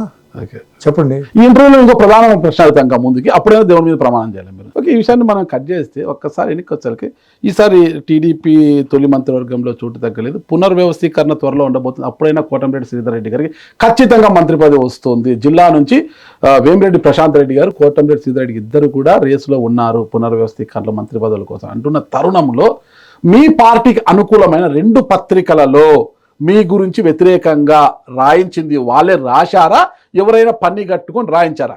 నా గురించి వ్యతిరేకంగా వార్తలు ఎవరు రాయించే పని లేదు. ఆ సంఘటన జరిగింది, ఆ సంఘటన వార్తలుగా రాశారు, నేను వివరణ ఇచ్చారు, నా వివరణ కూడా వేశారు. YSR Congress party social media, YSR Congress party media, YCP నాయకులు వైఎస్ఆర్ కాంగ్రెస్ పార్టీ దూరంగా జరిగిన తర్వాత 16 నెలలు వెంటాడారు, వేధించారు. కానీ 3వ ఎమ్మెల్యే ఎన్నికైన తర్వాత ఓ 10 నెలలు నా జోడి కూడా రాలా, వాడి జోడి నేను వెళ్ళాలా. నాకు వెళ్ళాలని కోరిక ఉండింది, చర్యగా ప్రతి చర్య ఉండాలని కోరిక ఉండింది. నన్ను ఇబ్బంది పెట్టారు, నా వెంట నడిచే నాయకులు కార్యకర్తలను ఇబ్బంది పెట్టారు. చర్యకు ప్రతి చర్య ఉండాలా అని కోరిక ఉండింది. కానీ చంద్రబాబు నాయుడు గారు, లోకేష్ గారు ప్రతీకార చర్యలు వద్దు, ఎక్కడైనా తప్పులు చేస్తే వైసీపీ ప్రభుత్వంలో చట్టం ముందు నిలబెడదాం, అలా కాకుండా ప్రతీకారాలు చేస్తే, ప్రతీకార చర్యలు తీసుకుంటే, చట్ట విరుద్ధంగా ప్రవర్తిస్తే వైఎస్ఆర్ కాంగ్రెస్ పార్టీకి మాకు సంబంధం లేకుండా, మనకి తేడా లేకుండా పోతుంది. కాబట్టి ఆ పనులకు పాల్పడొద్దని మాకు ఆదేశాలు ఇచ్చారు. ఒక రకంగా మా చేతులు కట్టేశారు. అందుకే నేను ఎక్కడా పోలా, వాళ్ళు నా జోలికి రాలా. కానీ ఒకటి అడుగుతున్నాను మిమ్మల్ని మీ ద్వారా, ఈ 14 నెలల కాలంలో నెల్లూరు రూరల్ నియోజకవర్గంలో ఒక్క వైఎస్ఆర్ కాంగ్రెస్ పార్టీ కార్యకర్త మీదైనా మేము దాడి చేసామా? ఒక్క వైసీపీ కార్యకర్త మీదైనా అక్రమ కేసులు పెట్టించామా? మా పని మేము చేసుకుంటున్నాం. 4 నెలలుగా వైసీపీ సోషల్ మీడియా ఎందుకు నా లక్ష్యంగా చేసుకున్నారంటే, చంద్రబాబు నాయుడు గారు మంత్రివర్గ విస్తరణ చేస్తానని చెప్పలా, మంత్రి వస్తుందని నేను చెప్పలా, పత్రికల్లో టీవీలో వార్తలు వస్తున్నాయి.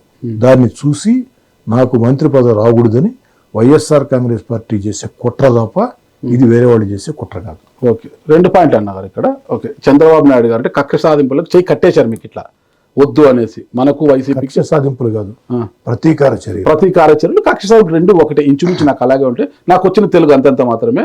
ఓకేనే, అయితే చేతులు కట్టేశారు. 2019లో మీరు ఎమ్మెల్యేగా గెలిచిన తర్వాత మీపై ఎన్నికలకు ముందు అవాకులు చవాకులు పేలిన టిఎన్ఎస్ఎఫ్ నాయకుడు తిరుమల నాయుడుపై జరిగిన దాడి, నాగరాజు గారు దానికి ఎప్పుడో వివరణ ఇచ్చా. ఓకే, దాడి చేసింది మా వాళ్లే, దాడికి నాకు సంబంధం లేదు, చేసింది మాత్రం మా వాళ్లే అని చెప్పా. అప్పుడు మీ వాళ్ళకి జగన్మోహన్ రెడ్డి గారు కట్లు ఇప్పేశారా?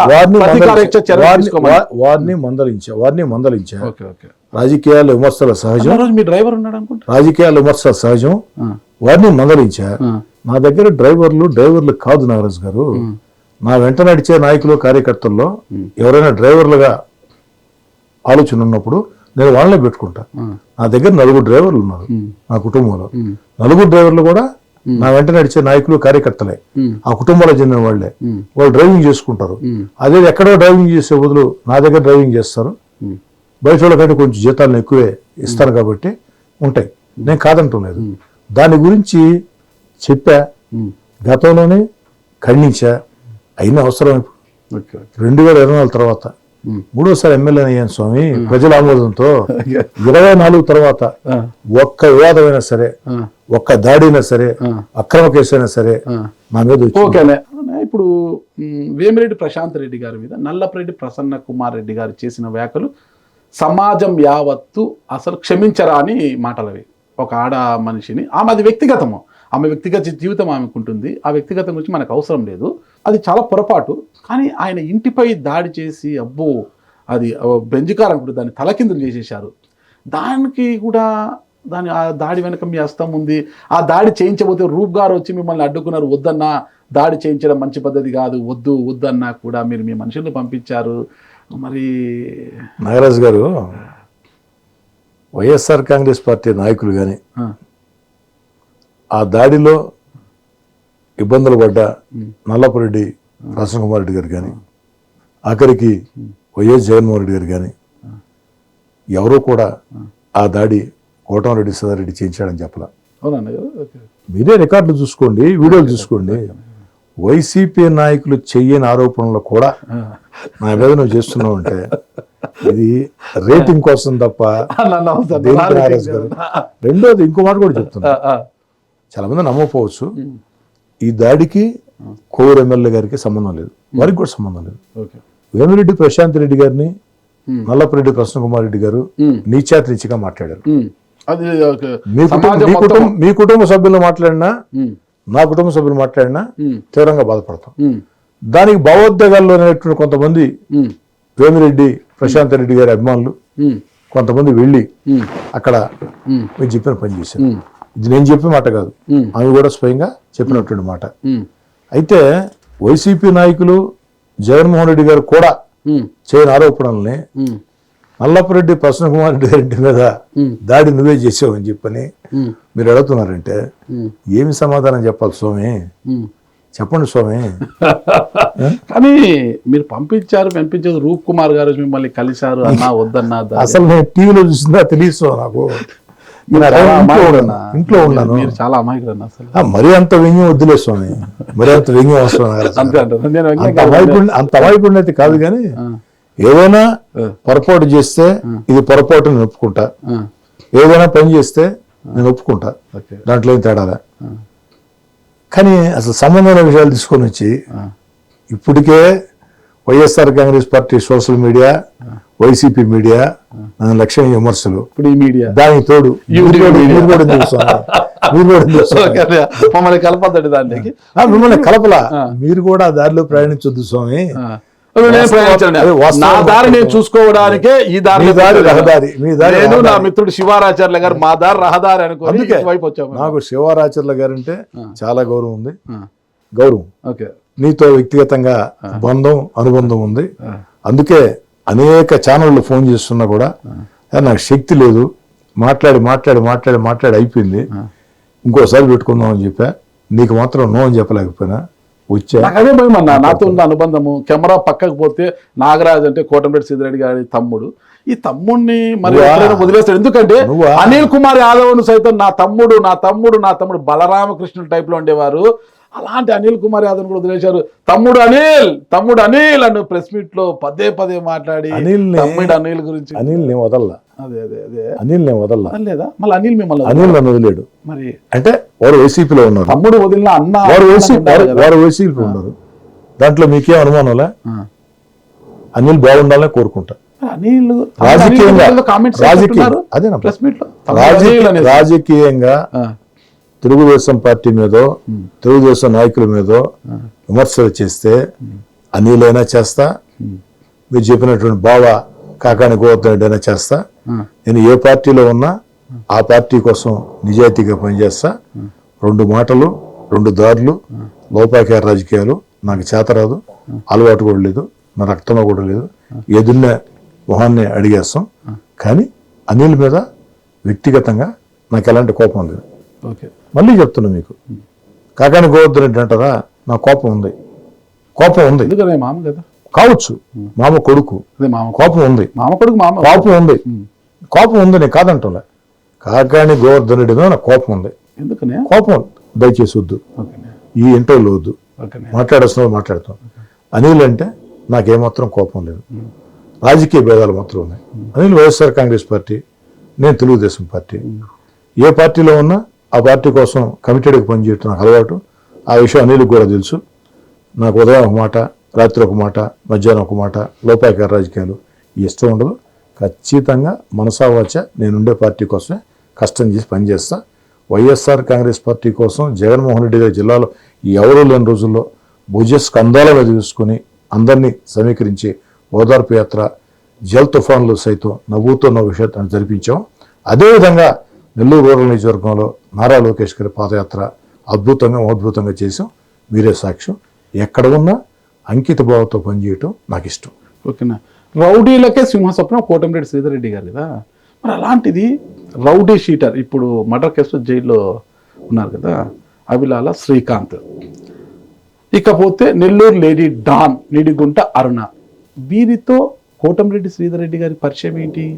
నిడిగుంట అరుణ ఏ రోజు నా వద్దకు రాలేదు, ఏ రోజు ఫోన్ కూడా చేయలేదు. ఈ వివాదం జరిగిన దాకా, ఫిరోల్ వివాదం జరిగిన దాకా నిడిగుంట అరుణ ఎవరో కూడా నాకు తెలియదు.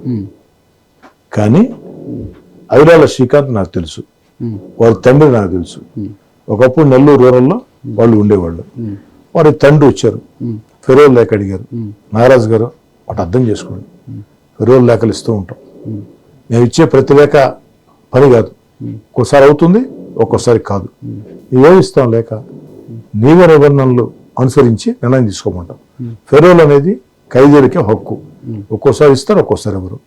మరి నేను లేఖ ఇచ్చాను, జూలై 16వ తారీఖు నా లేఖ తిరస్కరించారు. నేను గూడూరు ఎమ్మెల్యే ఇచ్చిన లేఖ, మీ లేఖ ప్రకారం మేము ఇవ్వలేమని రాతపూర్వకంగా హామీ కూడా ఇచ్చారు, రాతపూర్వకంగా వివరణ కూడా ఇచ్చారు పోలీస్ శాఖ.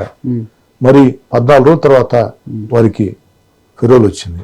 ఇది ఎలా వచ్చింది? ఇద్దరు ఎమ్మెల్యేలు లేఖ రాసిన తిరస్కరణకు గురైతే ఇది ఎలా వచ్చిందని చెప్పని హోంమంత్రి అనిత గారు విచారణ చేస్తున్నారు. విచారణలో బయటపడతాయి. నాకు అరుణ్తో కనీసపాటి పరిచయం లేదు, నేను ఎప్పుడు ఆయన చూడలేదు. ఈ వాదన జరిగిన తర్వాతే టీవీలో పత్రికల్లో చూసా. శ్రీకాంత్ తెలుసు, శ్రీకాంత్ తండ్రి తెలుసు, దాంట్లో ఎలాంటి అనుమానం లేదు. అయితే వివాదం జరిగింది కాబట్టి ఇక జీవితంలో ఎవరికి ఫెరోల్ లేఖలు ఇవ్వదలుచుకోవాలి. ఎందుకంటే నేను సమాధానం చెప్పాల్సి వచ్చింది. బాధాకరం నాగరాజు గారు, 339 అభివృద్ధి పనులు 60 రోజుల్లో పూర్తి చేసి అందిస్తే 300 కోట్లతో నెల్లూరు రూరల్ నియోజకవర్గంలో అభివృద్ధి పనులు చేపడితే ఆ రోజు మీరు చర్చలకి నన్ను పిలవాల. ఈ వివాదంలో చర్చకి పిలిచారంటే ఎందుకు ఇలాంటి వివాదాలు దూరంగా ఉన్నాం? వివాదాస్పద లేఖలు వద్దు, అందుకే ఫెరోల్ లేఖలు ఇవ్వదలుచుకోలేదు. కాస్త ఈ విషయంలో నేను తొందరపాటుకు కూడా గురైనమాట వాస్తవం. ఓకే, ఒక ఫెరోల్ గురించి మాట్లాడు, లేఖల గురించి అంటే ఇప్పుడు మీరు ఇచ్చారు, గతంలో చెవిరెడ్డి భాస్కర్ రెడ్డి ఇచ్చారు, సూళ్ళూరు సంజీవ్ గారు ఇచ్చారు, చెవిరెడ్డి భాస్కర్ రెడ్డి గారు ఇచ్చారు, అది మంత్రులు కూడా ఇచ్చున్నారు. అదే అప్పుడు ఇచ్చారు. నేను దీని గురించి పెరోల్ ఇచ్చే ముందు ఏనాకడైనా మంచి చెడ్డ ఆలోచించాలి. ఇప్పుడు మీరు ఇచ్చారు, గూడూరు ఎమ్మెల్యే పాశం సునీల్ గారు ఇచ్చారు. మేము ఇచ్చిన లేఖ వెనక్కి పంపించారట. మీరు లేఖలు ఇచ్చిన తర్వాత Tirupati SP and jail superintendent కూడా లేఖలు రాశారు, శ్రీకాంత్కి పెరోల్ ఇవ్వద్దండి, మంచిది కాదని. Nellore SP, Nellore jail superintendent కూడా లేఖలు రాశారు, హోమ్ మినిస్టర్కి రాశారు. ఆ తర్వాత అది వెనక వచ్చిన వెంటనే మీరు మనస్ఫూర్తిగా మాట్లాడండి. వంగల్పూడి అనిత గారితో మీరు నేరుగా వెళ్ళి ఖచ్చితంగా చేయాలండి, ఎన్నికల్లో నా కోసం, శ్రీకాంత్ జైల్లో ఉన్నా కూడా ఎన్నికల్లో నా కోసం ఎంతో కష్టపడ్డాడు, మీరు చేసి తీరాలి అని అడిగిన మాట వాస్తవమా కదా? ఆ సమయంలో నిడుగుంటారన్నా మీ వెంట ఉన్నారా లేదా? వాస్తవం. నిడుగుంటారన్నా మీడియా ముందుకు వచ్చావా కదా నాగరాజు గారు? మీడియా ముందుకు వచ్చి ఆ మాట్లాడింది ఒక పథకం ప్రకారం మాట్లాడిచ్చారు చేత. నాగరాజు గారు మీరు అన్నారు ఎన్నికల్లో నా కోసం శ్రీకాంత్ అరుణ పనిచేశారని చెప్పి నేను చెప్పానని. గత ఎన్నికల్లో ఇదే అరుణ వైఎస్ఆర్ కాంగ్రెస్ పార్టీ కోసం, విజయసాయి రెడ్డి గారి కోసం మాట్లాడిన వీడియోలు, ఆడియోలు, ఫోటోలు అవన్నీ కూడా ఈ యొక్క ఫిరోల్ వివాదం తర్వాత బయటకు వచ్చాయి. అప్పుడు దా నాకు ఎవరో తెలియదు, ఆ మైక్ లో మాట్లాడుతూ ఉంది నెల్లూరు జిల్లా అభివృద్ధి చెందాలంటే వైఎస్ఆర్ కాంగ్రెస్ పార్టీ గెలవాలని. నిజంగా నాకు సన్నిహితులైతే ఒక 3వ ఎన్నిక, నాకు ఇది కీలక ఎన్నిక. చంద్రబాబు గారు, జగన్ గారు పక్కన పెడితే నేను 3వసారి పోటీ చేస్తున్నా, నేను గెలిచి తీరాల, డూ ఆర్ డై ఎన్నిక. అలాంటి ఎన్నికల్లో నాకు వ్యతిరేకంగా చేసిన వ్యక్తులు నేను ఎలా చెప్తా నాకు అనుకూలంగా చేశారని? కాబట్టి నేను హోంమంత్రి గారిని కలిసింది పచ్చి అబద్ధం. మీరు వివరణ కూడా తీసుకోవచ్చు కావాలంటే. నిడుగుంటారు ఎవరు వివాదం జరిగింది నాకు తెలియని కూడా తెలియదు. శ్రీకాంత్ లేదని చెప్పొచ్చు కదా, నేను చెప్పడం లేదే. శ్రీకాంత్ తండ్రి అడిగాడు, ఇచ్చానని చెప్తున్నా కదా, తొందరపాటుకు గురైనని చెప్తున్నా కదా, ఆ పొరపాటు ఇంకోసారి జరగనని చెప్తున్నా కదా. అది నారాజు గారు. ఓకే, అంటే హోమ్ మినిస్టర్ గారు మీరు హోమ్ మినిస్టర్ నుంచి సిఎస్కి వెళ్ళడం, సిఎస్ విజయానంద్కి వెళ్ళడం, అక్కడ ఒక హోమ్ సెక్రటరీగా ఉన్న కిషోర్ గారు కూడా దానికి అడ్డుపడడంతో ఆయన అప్పటికప్పుడు తప్పించారు. ఆ తర్వాతనే పెరోల్ వచ్చింది. అందుకు దాదాపు 2 కోట్ల రూపాయలు చేతులు మారింది అన్న విమర్శలు బయట. ఒక శాసనసభ్యుడిగా అంత శక్తి ఉంటుందా? హోమ్ సెక్రటరీని తప్పించే శక్తి ఉంటుందా? మీకు లేదు, పైన వారు అది మీద ఉన్న అభిమానం మీద విచారణ చేస్తున్నారు. హోంశాఖ మంత్రి అంతగా విచారణ చేయిస్తున్నారు. 2 ఎమ్మెల్యే లేఖ రాసిన తర్వాత ఫెరోల్ తిరస్కరించిన తర్వాత 14 రోజులతో ఎలా వచ్చిందని విచారణ చేస్తున్నారు. విచారణ అన్ని విషయాలు కూడా తెలుస్తాయి. మరి ఈ విచారణ ఇదంతా మనం పక్కన, ఈ మర్డర్ ఇష్యూ ఏంటన్నా కదా అసలు? ఈ జగదీషు, వినీత్, మహేష్ వీళ్ళంతా మన ఎన్నికల సమయంలో వైఎస్ఆర్ కాంగ్రెస్ పార్టీ కోసం పనిచేసిన వ్యక్తులు. వినీత్ తండ్రి దార్ల వెంకటేశ్వర్లు నాకు స్నేహితుడు. దాంట్లో అనుమానం రూప్ కుమారు, దార్ల వెంకటేశ్వరు ఇద్దరు వైఎస్ఆర్, కేవీపీ లాంటి వారు అంటుంటారు. వాళ్ళిద్దరు కూడా మీకు చాలా సన్నిహితులు. దార్ల వెంకటేశ్వరులు నా సన్నిహితుడే, రూప్ కుమార్ యాదవ్ నా సన్నిహితుడే, దాంట్లో అనుమానంలో. ఈయన దార్ల వెంకటేశ్వరులు కాదు, అక్కడ ఉండింది ఆయన కొడుకు వినీత్. రెండోది మిగతా వ్యక్తులు నేర చరిత్ర రౌడీ షీటర్లు. వారంతా 16 నెలలు వైసీపీని దూరంగా జరిగిన తర్వాత నాకు వ్యతిరేకంగా మా వాళ్ళ మీద దౌర్జన్యానికి పాల్పడిన వ్యక్తులు, ఎన్నికల్లో వైఎస్ఆర్ కాంగ్రెస్ పార్టీ కోసం పనిచేసిన వ్యక్తులు. ఎన్నికలు అయిన తర్వాత వీళ్ళు 16 నెలలు చేసిన దౌర్జన్యానికి ఇలాంటి రౌడీలకి ఒక ట్రీట్మెంట్ ఇద్దామని కూడా బలంగా ఆకాంక్ష ఉండింది. కానీ చంద్రబాబు గారి ఆదేశాలు తూచా తప్పకుండా నెల్లూరు రోడ్లో పాటిస్తూ మనసు చంపుకొని బాధ దిగమింగుకొని గమ్మైపోయాను. ఇలా రౌడీ షీటర్లు బరి తెగించారు. నారాజు గారు, కొంతమంది రౌడీ షీటర్లు హోటల్ రూమ్లో కూర్చొని బైరిశెట్టి నాగరాజుని చంపేస్తే డబ్బే డబ్బు, చంపేద్దాం ఏమవుతుందని ఒకడు, రేపు మాట్లాడుకుందాం మరొకడు. ఈ వీడియో మీ గురించి వస్తే మీకు ఆందోళన ఉండదా? ఖచ్చితంగా ఆందోళన ఉంటుంది. డబ్బు ఎక్కడి నుంచి వస్తుంది? అదే నేను అడుగుతున్నాను. నేను గాలివాటుకు ఆరోపణలు చేసే వ్యక్తిని కాదు, గాలివాటుకు మాట్లాడే వ్యక్తి. ఇది మర్డర్ స్కెచ్ అనడం కన్నా పని పాట లేని కొంతమంది పోకిరు వాళ్ళు అలా కూర్చొని తాగుకుంటూ అలా మాట్లాడుకోవచ్చు. అదే తెలుసండి. ఆ వీడియో మీ మీద వస్తే, లేదా పని బాట లేకుండా తాగి కూర్చున్న వ్యక్తులు మాట్లాడుతుంటారే, ఆ వ్యక్తుల మీద వస్తే ఆ బాధ ఆ భయం కూడా తెలుస్తుంది. నేను అది బాధ ఉంటుంది, ఆందోళన ఉంటుంది. మిమ్మల్ని టార్గెట్ చేసి మిమ్మల్ని చెప్తే డబ్బులు ఇచ్చేది ఎవరు అన్నది తేల్చాలంటున్నా. ఓకే, ఒక 2 నిమిషాలు మనం వాస్తవాలు మాట్లాడుకుంటాం అన్నగారు. ఒక వాస్తవాలు 2 నిమిషాలు కాదు, ఇంటర్వ్యూ అంతా వాస్తవాలు మాట్లాడుకుంటాం. ఓకే అన్నగారు. జగదీష్ ఎన్నికల ముందు వరకు ఆదాల ప్రభాకర్ రెడ్డి కోసం పనిచేశాడు, ఒప్పుకున్నారా? ఎన్నికల తర్వాత ములాఖత్తులో శ్రీకాంత్ని కలిసిన కోటమిరెడ్డి సిద్ధారెడ్డి, జగదీష్ ఎవరో కాదు, శ్రీకాంత్ శిష్యుడు, శ్రీకాంత్ అనుచరుడు. జగదీష్ నా వద్దకు రావాలి అని మీరు చెప్పడంతో అది నాకు తెలియదు. నేను చెప్తాను నారాజు గారు, ఎన్నికల ముందు ఎన్నికలు అయిన తర్వాత నువ్వు చెప్పే సోకాల్డ్ వ్యక్తిని నా వద్దకు రావాలని నేను పిలిచేవాడిని అయితే ఎన్నికల ముందే పిలిచేవాడిని కదా. ఏదైనా ఎన్నికల్లో సహాయం చేయాలా, వాడి వల్ల దూపం దిగదు, ఆ విషయం నాకు తెలుసు. ఇలాంటి రౌడీలు గుండాలు నేను చాలా మందిని చూస్తుండా.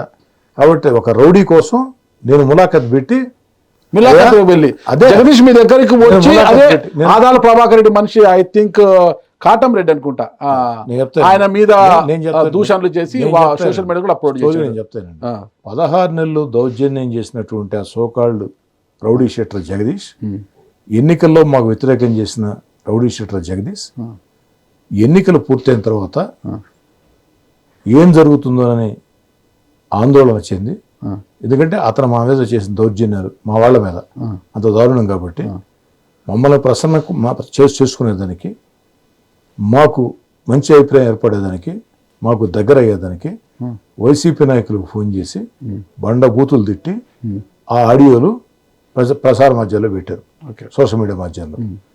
నేను నిజంగా చేశానన్నా అని నా కండువా కప్పన్నా, నీ కండువా కప్పాల్సిన అవసరం లేదురా, నువ్వు రావద్దు, నేను ఇబ్బంది పెట్టను, ఇంకొకసారి మా వాడి జోలికి రావద్దు, చాలా ఎక్కువ చేసావు. ఆ 16 నెలలు అధికారం లేని వేళ 16 నెలలు చాలా ఎక్కువ చేసావు, ఎన్నికల్లో కూడా చాలా ఎక్కువ చేసావు. ఎవరి పార్టీ కూడా చేసుకోవచ్చు, తప్పులేదు. ఉచ్చ నీచాలు మరిచి మా వాళ్ళ మీద దౌర్జన్యానికి పాల్పడ్డావు. అంత శక్తి ఉందా నీకు? అంత రౌడీవే నువ్వు? ఒళ్ళు దగ్గర పెట్టుకోండు, నీ కండువా కప్పాల్సిన అవసరం నాకు లేదు. ఖచ్చితంగా నీ కప్పనం. నువ్వు వైఎస్ఆర్ కాంగ్రెస్ పార్టీ నాయకులు తిట్టినా కొట్టినా నేనుగా దగ్గర దేవనని చెప్పు. ఇది వాస్తవం. ఇది వాస్తవం. మరి జగదీష్ పక్కన పెడతాం. వినీత్ మీరు చెప్పారు, దార్ల వెంకటేశ్వర కొడుకు, అదే వాళ్ళ కొడుకు, ఆయన కార్పొరేటర్, మీకు అత్యంత సన్నిహితుడు కదా, ఒక పార్టీ నాయకుడు. రూప్ గారికి దగ్గర, మీకు దగ్గర కాదనేది ఉంది. మరి వినీత్ కు మీ మర్డర్ స్కెచ్ లో ఎలా పాల్గొన్నాడు? నేను ఎలా, ఇప్పుడు ఒకటి నారాజు గారు, నేనేం పోలీస్ అధికారిని కాదు. బిడ్డల్ని కనగలుగుతాం కానీ బిడ్డల భవిష్యత్తుని వాళ్ళ రాతను కనలేమంటారు, మనం కనలేం కదా. దార్ల వెంకటేశ్వర్లు నాకు స్నేహితుడు, దాంట్లో ఎలాంటి అనుమానంలే, ఈ రోజు కూడా స్నేహితుడే. మరి దార్ల వెంకటేశ్వర్లు కొడుకు ఆ విధంగా తయారయ్యాడంటే దానికి కారణం వెంకటేశ్వర్లు ఎట్ట అవుతాడు? చెప్పాను కదా, బిడ్డల్ని కనగలుగుతాం, జన్మం ఇవ్వగలుగుతాం, వాళ్ళ భవిష్యత్తుని మనం నిర్ణయించలేం. ఒక రకంగా దురదృష్టం. మీరు ఆ వీడియోలో 9 మంది ఉన్నారు. ఒక వినీత్ గురించే మాట్లాడుతున్నారు మీరు, మహేష్ గురించే మాట్లాడుతున్నారు. మహేష్ ఉన్నారు. ఎవరా మహేష్? అదే మీరు చెప్పాలి. ఎవరా మహేష్? కోటంరెడ్డి గిరిధర్ రెడ్డికి అత్యంత సన్నిహితుడట నాగరాజు గారు కదా. మొన్న ఎన్నికల్లో వైఎస్ఆర్ కాంగ్రెస్ పార్టీ జెండా పట్టుకుని వాళ్ళు తిరిగిన వీడియోలు, ఫోటోలు సోషల్ మీడియాలో వచ్చింది, ఒకసారి చెక్ చేసుకోండి. ఉండేవారు కదా. అప్పుడు కాదండి, నేను తెలుగుదేశం పార్టీ ఎమ్మెల్యేగా నేను పోటీ చేసినప్పుడు నా కీలక ఎన్నిక, నేను గెలవాలా. మీరు వెళ్ళినా కొంతమంది రాలేదు కదా, వాళ్ళే అదే చెప్తున్నా, గెలవాలా, గెలిచి తీరాలా. ఈ మహేష్ అనే వ్యక్తికి మనం గతంలో జీవితంలో స్థిరపడేదానికి సాయం చేసిన, కనీసం ఆ 16 నెలలు అధికారం పోయిన తర్వాత వాళ్ళతో ఉండి, ఎన్నికల్లో కూడా నాతో రాకుండా వాళ్ళతో ఉండి చేసిన వ్యక్తులు. మిగతా 6 మంది ఎవరో నా మనుషులు కూడా తెలియదు. వీళ్ళంతా నేర చరిత్ర కలిగినటువంటి వ్యక్తులు. ఇలాంటి వ్యక్తులు ఒక దగ్గర కూర్చుని రూరల్ ఎమ్మెల్యే డబ్బే డబ్బు అని మాట్లాడితే, ఇంకోటి చేద్దామంటే, ఇంకోటి రేపు మాట్లాడదామంటే, ఆ వీడియోని కూడా మీరు వివాదం చేయాలంటే నేను వివాదం చేయడం లేదు. అది బయట వివాదమైంది, వైరల్ అయింది. ఆ వీడియో తీసింది ఎవరు, బయటికి రిలీజ్ చేసింది ఎవరు? ఒకటి ఇప్పుడు మనం కూర్చొని మాట్లాడుకుంటున్నాం, మనం 5 మంది ఉన్నాం, అన్నీ మాట్లాడుకుంటున్నాం. వీళ్ళలో ఒకరు వీడియో తీయచ్చు, రేపు భేదాభిప్రాయాలు వస్తే మనల్ని బెదిరించేదానికి కావచ్చు, మేము మాట్లాడుకుంటాం. జూలై 1 ఈ సంవత్సరం జరిగింది, అది బయటకు వచ్చింది ఇప్పుడు ఆగస్టు 30, అంటే 2 నెలల తర్వాత. అవునా కదా? 2 నెలల తర్వాత ఎలా బయటకు వచ్చింది పోలీసులు తేలుస్తారు అన్ని, దాంట్లో అనుమానం. అయితే మీరు ఆత్మవిశ్వాసం అనుకోండి, పౌరు అనుకోండి, నాకు ఒక భావన ఉండేది, నన్ను ఎవరు ఏం చేస్తారులే, కరెక్ట్. కానీ ఆ 16 నెలలు వైసీపీ దూరంగా జరిగిన తర్వాత 4 గన్మెన్లు నాకు ఉంటే 2 గన్మెన్లని తీసేశారు వాళ్ళు, మానసికంగా భయపెట్టేదానికి. నేను మానసికంగా భయపడనని చెప్పేదానికి ఉండే 2 గన్మెన్లని నేను రిటర్న్ పంపించాను, రిటర్న్ గిఫ్ట్ ఇద్దామని. ఆ 16 నెలలు రౌడీ షీటర్లు నాకు ఫోన్లు చేయటం, బెదిరించడం అన్ని చూసిన తర్వాత నా స్నేహితులు, నా వెంట నడిచే నాయకులు, కార్యకర్తలు ఒక రక్షణ బృందంలో నిలబడి ఆ 16 నెలలు జాగ్రత్తగా ఉన్నాం. తర్వాత ఎన్నికలు అయిపోయినాయి, గెలిచాం, ఇంకేమవుతుంది అనుకున్నాం. కానీ నేను ఎప్పుడు జాగ్రత్తలు తీసుకోక తప్పనిసరి పరిస్థితి. నాగరాజు గారు, నేను తెగించి పనిచేస్తా అని ఎవరైనా అంటే అది నమ్మండి, నా ప్రాణాలు లెక్కలేదు ఎవరైనా అంటే ప్రాణం ఎవరికైనా తీపన్నా. 90 సంవత్సరాలు బతికిన వాళ్ళు కూడా ఇంకో సంవత్సరం బతకాలనుకుంటారు, అంటే నాకు బతకాలని ఉంటుంది కదా. ఎందుకు నమ్ముతున్నానంటే ప్రాణం ఎవరికైనా తీపి అన్న గారు, ఎంతో ఇష్టమైన మంత్రి పదవి కన్నా నాకు మంత్రి పదవి అవసరం లేదు, నాకు ప్రాణమే ముఖ్యం అంటున్నారు కోటంరెడ్డి శ్రీధర్ రెడ్డి గారు. అవునా కదా? ఎవరైనా అంటారు, అదే కదా, అదే అంటున్నా. ప్రాణం అంత ముఖ్యము, ప్రాణం ఉంటేనే మంత్రి అవుతారు, అంతే, ప్రాణం ఉంటేనే మంత్రి అవుతారు. ఆ ప్రాణం తీస్తానంటే అలర్ట్ కావాలి, మీరైనా నేనైనా. అన్నైనా ఏదన్నా నాయకులతో ఏదైనా మాట్లాడినప్పుడు ఏమైనా ఇబ్బంది కలిగినప్పుడు మామూలుగా దాన్ని చంపుతామని నాకు కూడా భయమే. హైదరాబాద్ వచ్చేటప్పుడు ఒక్కడనే వచ్చేవాడిని. ఈసారి ఒక 6-7 మంది వచ్చాం. తప్పదు, గన్మెన్లే కాకుండా గన్మెన్లో తోడు నా సొంత రక్షణ వ్యవస్థ. నిజంగా మీపై హత్య చేయడానికి కుట్ర పన్నాల్సిన అవసరం ఎవరికి వచ్చింది? అంత అవసరం ఎవరికి? ఒకటి నాగరాజు గారు, నిర్ధారణ కాలేదు. నా అనుమానం అయితే వైఎస్ఆర్ కాంగ్రెస్ పార్టీ రాష్ట్ర నాయకత్వం మీద అనుమానం, నిర్ధారణ కాలేదు. ఎవరికి అవసరం ఉంది? నాకు మంత్రి పదవి వద్దు, నాకు ప్రాణమే ముఖ్యం అన్నారు. ఎవరైనా కోరుకుంటారండి, అన్నారా లేదా అంటున్నా. ఎక్కడ నేను రికార్డు ఎక్కడ మామూలు జనాంతికంగా మాట్లాడతా, అదే అన్నప్పుడు సాధించాలంటే నాకు మంత్రి పదవి వద్దు, నాకు ప్రాణమే ముఖ్యం అంటే దీంట్లో టీడీపీ వాళ్ళు ఉన్నారనే, వైసీపీ వాళ్ళు ఉన్నారనే? మంత్రి పదవి వచ్చేది టీడీపీనే కదా. టీడీపీ వాళ్ళు ఎందుకు ఉంటారండి? మరి టీడీపీ నేను వైఎస్ఆర్ కాంగ్రెస్ పార్టీలో ఇందాకే చెప్పాను మీకు, 4 నెలల ముందు దాకా YSR Congress party social media నా జోలికి రాలేదు. 4 నెలల నుంచి ప్రసార మాధ్యాల్లో కోటంరెడ్డి శ్రీధర్ రెడ్డికి మంత్రి పదవి రాబోతుంది అని భారీగా ప్రచారం జరగడంతో అక్కడి నుంచే విషయం కక్కుతూ ఉన్నాయి. నా మీద కుట్రలు చేయాల్సిన అవసరం తెలుగుదేశం పార్టీకి లేదు, నా మీద కుట్రలు చేయాల్సిన అవసరం ఉంటే వైఎస్ఆర్ కాంగ్రెస్ పార్టీకి ఉంటుంది. ఆధారాలు లేవు కాబట్టి, అంటే అనుమానాలతో మాట్లాడుతూ ఉన్నా. సోషల్ మీడియా ప్రచారం, వైసీపీ సోషల్ మీడియా, అదేవిధంగా వైసీపీ మీడియా, వైసీపీ నాయకుల మాటలు విని మాట్లాడుతూ ఉన్నా. నిర్ధారణ అవుతుంది, నిర్ధారణ కాకుండా ఉండదు. ఖచ్చితంగా నాగరాజు గారు, పోలీస్ శాఖ మీదే ఆధారపడలేం కదా, నాకంటూ సొంత టీం ఉంటుంది కదా, నాకంటూ ఒక నెట్వర్క్ ఉంటుంది కదా, నాకంటూ ఒక నిఘా వ్యవస్థ ఉంటుంది కదా. సుదీర్ఘ ప్రయాణం నాగరాజు గారు, అనేక రాజకీయ పార్టీల్లో హితులు, స్నేహితులు, సన్నిహితులు ఉన్నారు, ప్రజా సంఘాల్లో ఉన్నారు, అధికారుల్లో ఉన్నారు. నా నెట్వర్క్ నాకు ఉంది. వాటి ద్వారా నా ఏర్పాట్లు కూడా నా రక్షణ కోసం నేను తీసుకుంటా. ఖచ్చితంగా చేసుకోవాలన్న గారు. ఎవరికైనా ప్రాణం ముఖ్యం. మీకు ఒక కుటుంబం ఉంది, కూతుర్లు ఉన్నారు, అల్లులు ఉన్నారు, భార్య ఉంది. ఖచ్చితంగా మీరు క్షేమంగా ఉండాలని నేను కూడా మనస్ఫూర్తిగా కోరుకుంటున్నాను. అయితే ఈ వీడియో ఎవరు బయటకు పెట్టారంటే టీవీలోకి వచ్చేక ముందే మీ దగ్గరకు రాలేదన్నా? రాలేదు. టీవీలో చూసేంత వరకు రాలేదు. సరే, టీవీలో చూసిన తర్వాత పెద్ద ఎత్తున వచ్చి మీరు ప్రెస్ మీట్ పెట్టారు. బాగానే ఉంది, ప్రెస్ మీట్ పెట్టచ్చు, నా పైన ఇట్లా కుట్ర జరుగుతుందని చెప్పచ్చు, అది కరెక్ట్, అది నేను కాదనలేదు, సత్యం. కానీ అక్కడ మీ సన్నిహితుడైన మదన్ మోహన్ రెడ్డి ఎస్పీ డౌన్ అనేది భావోద్వేగ ఒకటి నాగరాజు గారు, ఎస్పీకి వాళ్ళకి సంబంధం ఏంటి? సాయంత్రం 6 గంటలకి ఈ వార్త బయటకు వచ్చింది.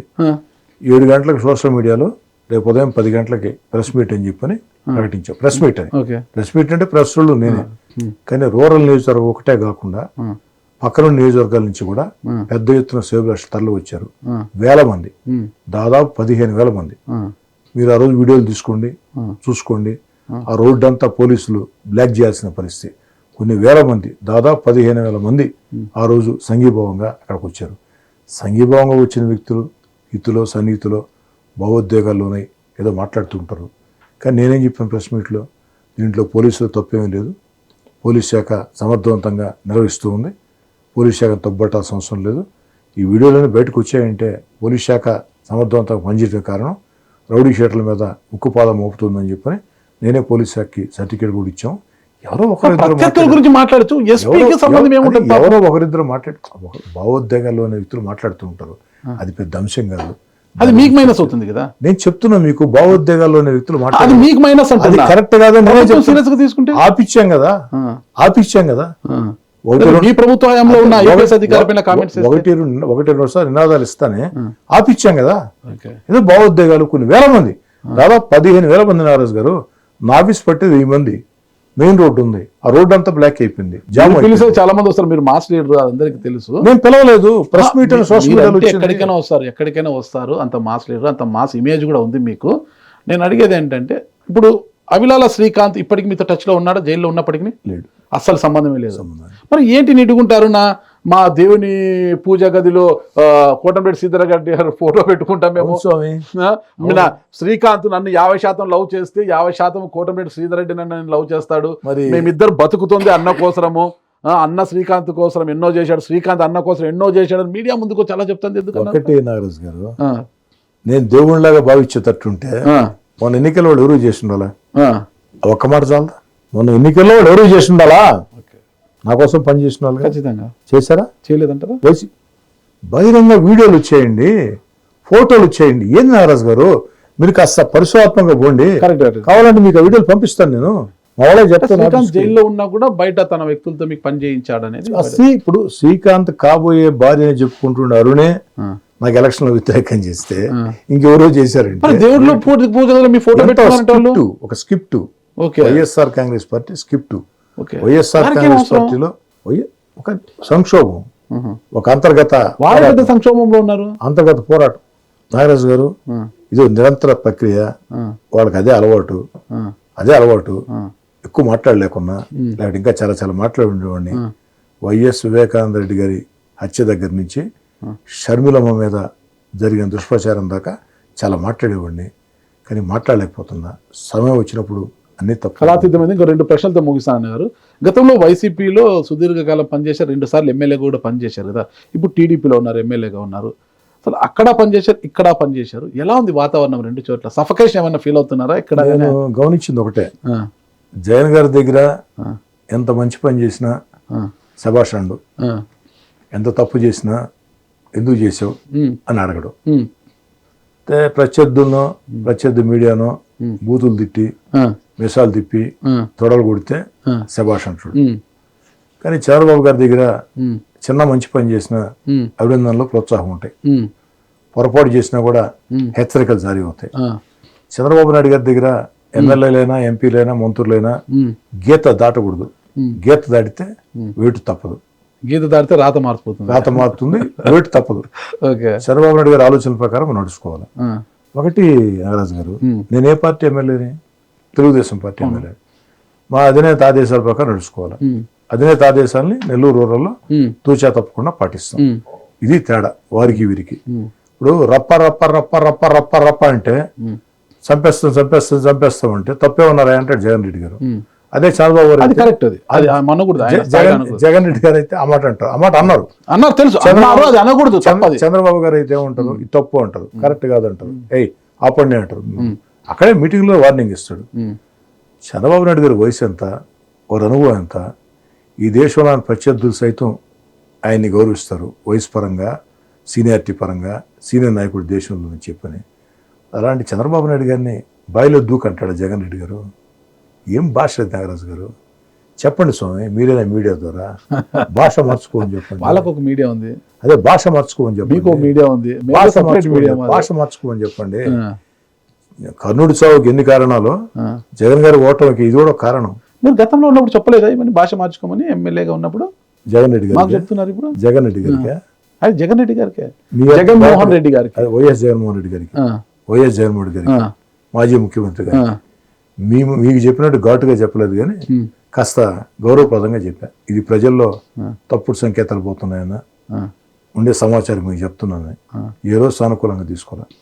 ఇంకో మాట చెప్తానండి మీకు, పేరు అడగొద్దు. ఒక అనంతపురం జిల్లా ఎమ్మెల్యే, ఇప్పుడు ఎమ్మెల్యే కాదు, జగన్ రెడ్డి గారిని గెలిచాడు. నాకంటే ముందు ఇంటర్వ్యూ అయింది, తర్వాత నాది. జగన్ రెడ్డి గారిని కలిసిన తర్వాత ఏమన్నా ఏం సంగతి అన్నాడు, అంతా బాగుందని అన్నాడు, సంతోషంగా మాట్లాడాడు. ఎమ్మెల్యే గమ్ముండకుండా ఇసుకలో చాలా చెడ్డ పేరు వస్తుంది సార్ అన్నాడు. ఇసుకలో చెడ్డ పేరు వస్తుందా, నువ్వు ఈనాడు ఆంధ్రజ్యోతి చదువుతున్నావు, అర్జెంటుగా ఆ పేపర్లు చదవటం మానేసి సాక్షి చదువు, నీకు వాస్తవాలు తెలుస్తాయి. బయటకు వచ్చాడు అతను, చెమట్లగా అర్థం ఉంది. ఏంటన్నా అని అడిగా. అనవసరంగా అన్నా, బాగున్నాడనా, బాగా మాట్లాడాడనా, నోరు మూసుకొని రావచ్చు కదా, నేను అనవసరంగా చెప్పాను. కాబట్టి నన్ను కూడా చెప్పినప్పుడు ఆయనకి ఇష్టం లేకుంటే గట్టిగానే రిప్లై ఇస్తాడు. చెప్పాను కదా, అమరావతి విషయంలో, వెంకయ్యనాయుడు గారి విషయంలో చెప్పాను కదా. ఇప్పుడు ఒకటి నేను కూడా సమర్థి, ఎందుకంటే వెంకయ్యనాయుడు గారు అంటే మీరు వీళ్ళతో జర్నీ కాకపోతే వెంకయ్యనాయుడు గారు మీకు గురువు, ఆయన అది తప్పు కాదు. దాంట్లో నేను అభినందిస్తాను మిమ్మల్ని, ఎందుకంటే మీరు రాజకీయాలు వేరైనా కూడా నాకు గురువు ఆయన పెద్ద తండ్రి సమానుడని మీరు వెళ్ళి ఆయన గౌరవించడం, పార్టీకి సంబంధం లేదు, వ్యక్తిగతంగా గౌరవించడం అనేది మీ అసలుకి అది మంచి అభిప్రాయం కూడా, అది అసలుకి మంచి గుణం కూడా అది. అలాంటిది ఆయన తప్పు పట్టడం నేను కూడా ఒప్పుకోను.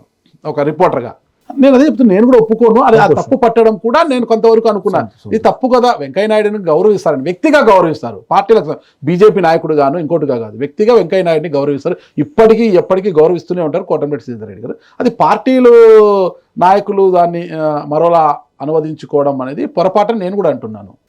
మంచి మాట చెప్పారు. మరొక విషయం అండి, వైసీపీలో చాలా కాలం పనిచేశారు, జగన్మోహన్ రెడ్డి గారికి అత్యంత సన్నిహితుడు. జగన్మోహన్ రెడ్డి గారు కూడా యువ నాయకుడు, లోకేష్ గారు యువ నాయకుడు. వాళ్ళిద్దరికీ ఏజ్ గ్యాప్ ఒక 10 ఏళ్ళు ఉండవచ్చును కాక, ఇద్దరు యువ నాయకులే. ఓకేనా, సరే దీని మీద ఎవరైనా నాతో విభేదించవచ్చు, జగన్మోహన్ రెడ్డికి లోకేష్కి ఒకటేనా అని. ఇటు టీడీపీ వారు కావచ్చు, అటు వైసీపీ వారు కావచ్చు, ఎవరి విభేదాలు వాళ్ళకుంటాయి, ఎవరి అభిప్రాయాలు వాళ్ళకుంటాయి. మీరు అతి దగ్గరగా చూశారు కదా, ఇప్పుడు లోకేష్ గారిని చూస్తున్నారు, గతంలో జగన్మోహన్ రెడ్డి గారిని చూశారు. ఇద్దరిలో పోలికలు ఏం చూశారన్న గారు, మీరు ఏం గమనించారు అసలుకి? జగన్మోహన్ రెడ్డి గారు ఎవరి మాట వినడు, ఎవరితో మాట్లాడు, ఎమ్మెల్యేలని కట్టు బానిసల్లాగా చూస్తాడు, ఎవరిని గౌరవించడు. లోకేష్ గారు అందరినీ గౌరవిస్తాడు, అందరితో సరదాగా ఉంటాడు, అన్ని విషయాలు తెలుసుకుంటాడు. నేరుగా ఫోన్లు చేస్తే వారే ఫోన్లు ఎత్తుకొని మాట్లాడుతూ ఉంటారు, ఒక భరోసా ఇస్తూ ఉంటారు. నాగరాజు గారు తెలుగుదేశం పార్టీ శాసనసభ్యుడిగా నేను చెప్తే అతిశక్తి అనుకుంటారు, లేదు మంత్రి పదవి కోసం కాకాని కూడా అంటారు. 4 టీవీ స్టూడియోల్లో 4 ప్రెస్ మీట్లలో పొగిడితే మంత్రి పదవులు ఇచ్చేంత అమాయకుడు చంద్రబాబు నాయుడు గారు కాదు, లోకేష్ గారు కాదు. కానీ వాస్తవం మాట్లాడుతున్నా, నిజాయితీ చెప్తూ ఉన్నా. నాకు తెలిసి నారా లోకేష్ గారి గురించి ఒక్క మాటలో చెప్పాలంటే, దివంగత మహానేత ఎన్టీ రామారావు గారు ప్లస్ చంద్రబాబు నాయుడు గారు కలగలిపితే ఒక నారా లోకేష్ గారు. ఎన్టీఆర్ గారిలో ఉండే పట్టుదల, ఈ సమాజంలో ఉండే పేదలకి మేలు చేయాలనే తపన, ఒక మాట చెప్తే, ఎన్టీఆర్ గారు ఒక మాట చెప్తే ఆ మాట కట్టుబడి ఉండే విధానం లోకేష్ గారిలో ఉంది. చంద్రబాబు నాయుడు గారి సమర్థ పరిపాలన, ముందు చూపు, సంక్షోభాల్లో పార్టీని ఏ విధంగా నడిపించాలా ఆలోచన ధోరణి లోకేష్ గారిలో ఉంది. లోకేష్ గారు పాదయాత్ర ప్రారంభించినప్పుడు నేను చాలామందికి చెప్తే, అప్పుడే లోకేష్ గారితో మాట్లాడి ఉన్నాం, చెప్తే ఒకసారి మాట్లాడిన తర్వాత లోకేష్ గారిలో చాలా సమర్థ నాయకత్వ లక్షణాలు ఉన్నాయి. లోకేష్ గారు పాదయాత్ర అద్భుతంగా చేస్తారు. పాదయాత్ర పూర్తయ్యేటప్పటికి లోకేష్ గారు ఒక మంచి పరిణితి చెందిన రాజకీయ నేతగా రూపొందుతాడు అని చెప్తే చాలామంది నవ్వారు. కానీ ఇదే నవ్విన వ్యక్తులు ఒక నెల రోజుల తర్వాత ఏం మాట్లాడారు? వైఎస్ఆర్ కాంగ్రెస్ పార్టీ ప్రభుత్వ నిర్బంధాలు, నిషేధాజ్ఞలు, తోటాలు, లాఠీలు అన్నిటిని ఎదుర్కొని, రౌడీల్ని ఎదుర్కొని, రౌడీజాన్ని ఎదుర్కొని ప్రజలతో మమేకమైన తీరు, కార్యకర్తలకు ఇచ్చిన భరోసా. ఈనాడు తెలుగుదేశం పార్టీ కూటమి ఇంత భారీ మెజార్టీ సాధించిందంటే దానికి కారణాలు, ఒకటి చంద్రబాబు నాయుడు గారు సమర్థ పరిపాలన అందిస్తాడు. వైఎస్ఆర్ కాంగ్రెస్ పార్టీ పరిపాలనలో జగన్ గారి ముఖ్యమంత్రిగా రాష్ట్రం దివాలా తీసింది. దీంట్లో చంద్రబాబు ముఖ్యమంత్రి అయితేనే, మరి 10-15 ఏళ్ళు చంద్రబాబు గారు ముఖ్యమంత్రిగా ఉంటేనే అభివృద్ధి సాధ్యమవుతుందని భావించినటువంటి ప్రజలు, పవన్ కళ్యాణ్ గారి కలయిక, అదేవిధంగా కూటమి, నరేంద్ర మోడీ గారి ఆశీస్సులు, అన్నిటికీ మించి యువనాయకుడు నారా లోకేష్ గారు సాగించిన పాదయాత్ర. అంటే తెలుగుదేశం పార్టీ కూటమి, చంద్రబాబు నాయుడు గారి సమర్థ పరిపాలన, పవన్ కళ్యాణ్ గారి కలయిక. ఆ రోజు చంద్రబాబు గారిని అక్రమ కేసు పెట్టి అరెస్ట్ చేసి జైల్లో పెడితే ఆ జైలు ముందే పవన్ కళ్యాణ్ గారు చేసిన ప్రతిజ్ఞ వ్యతిరేక ఓటు చెల్లనివ్వరని చెప్పని నరేంద్ర మోడీ గారి ఆశీస్సులు, లోకేష్ గారి పాదయాత్ర అన్నీ కలగలిపి అంత భారీ మెజార్టీ తెచ్చాయి. భవిష్యత్తులో ఇంకా ఇంకా ఒక మంచి నేతగా, జనం మెచ్చే నేతగా నారా లోకేష్ గారు ప్రజాస్వామికవాది, జగన్ గారు ప్రజాస్వామ్యవాది కాదు. మరి ఈ మాటలనే మాట్లాడాలంటే కాస్త బాధగా ఉంటుంది. వినేవాళ్ళు కూడా వైసీపీలో ఉన్నాళ్లే, అప్పుడు కనపడలేదా, ఇప్పుడు కనపడిందా, ఖచ్చితంగా కామెంట్స్ వస్తాయి. ఖచ్చితంగా వస్తాయి. నా మనసులో ఉండే భావాలు చెప్తున్నా, ఎవరి అభిప్రాయాలు వాళ్ళు. పాదయాత్ర చూశారు మీరు, లోకేష్ గారు పాదయాత్ర చూశారు, యువగలం పాదయాత్ర చూశారు 2024 ముందు. 2019 ఎన్నికలకు ముందు జగన్మోహన్ రెడ్డి గారు పాదయాత్ర చూశారు. ఈ పాదయాత్రకి ఆ పాదయాత్రకి మనం పోలిక పెట్టచ్చంటారా? అసలు లోకేష్ గారి పాదయాత్రకి జగన్ గారి పాదయాత్రకి సంబంధమే లేదు. నారా లోకేష్ గారి పాదయాత్ర అద్భుతంగా మహోద్భుతంగా జరిగింది. ఆ స్థాయిలో జగన్ గారి యాత్ర సాగల. అవునా? 100% సాగల. ఇది రెండో మాట, ఒక్క నిమిషం ఆలోచించి చెప్పండి. ఒక్క నిమిషం నారాజు గారు, ఏ రోజైనా సాయంత్రం 6 గంటల తర్వాత జగన్మోహన్ గారి పాదయాత్ర సాగిందా? 6 గంటల తర్వాత ఎక్కడ సాగల. బహిరంగ సభలు పెడుతుండే కదా ఎక్కడ 6 గంటల తర్వాత సభలు పెట్టినప్పుడు కాదు, సభలు పెట్టకుండా కూడా 6 గంటల తర్వాత పాదయాత్ర లేదు.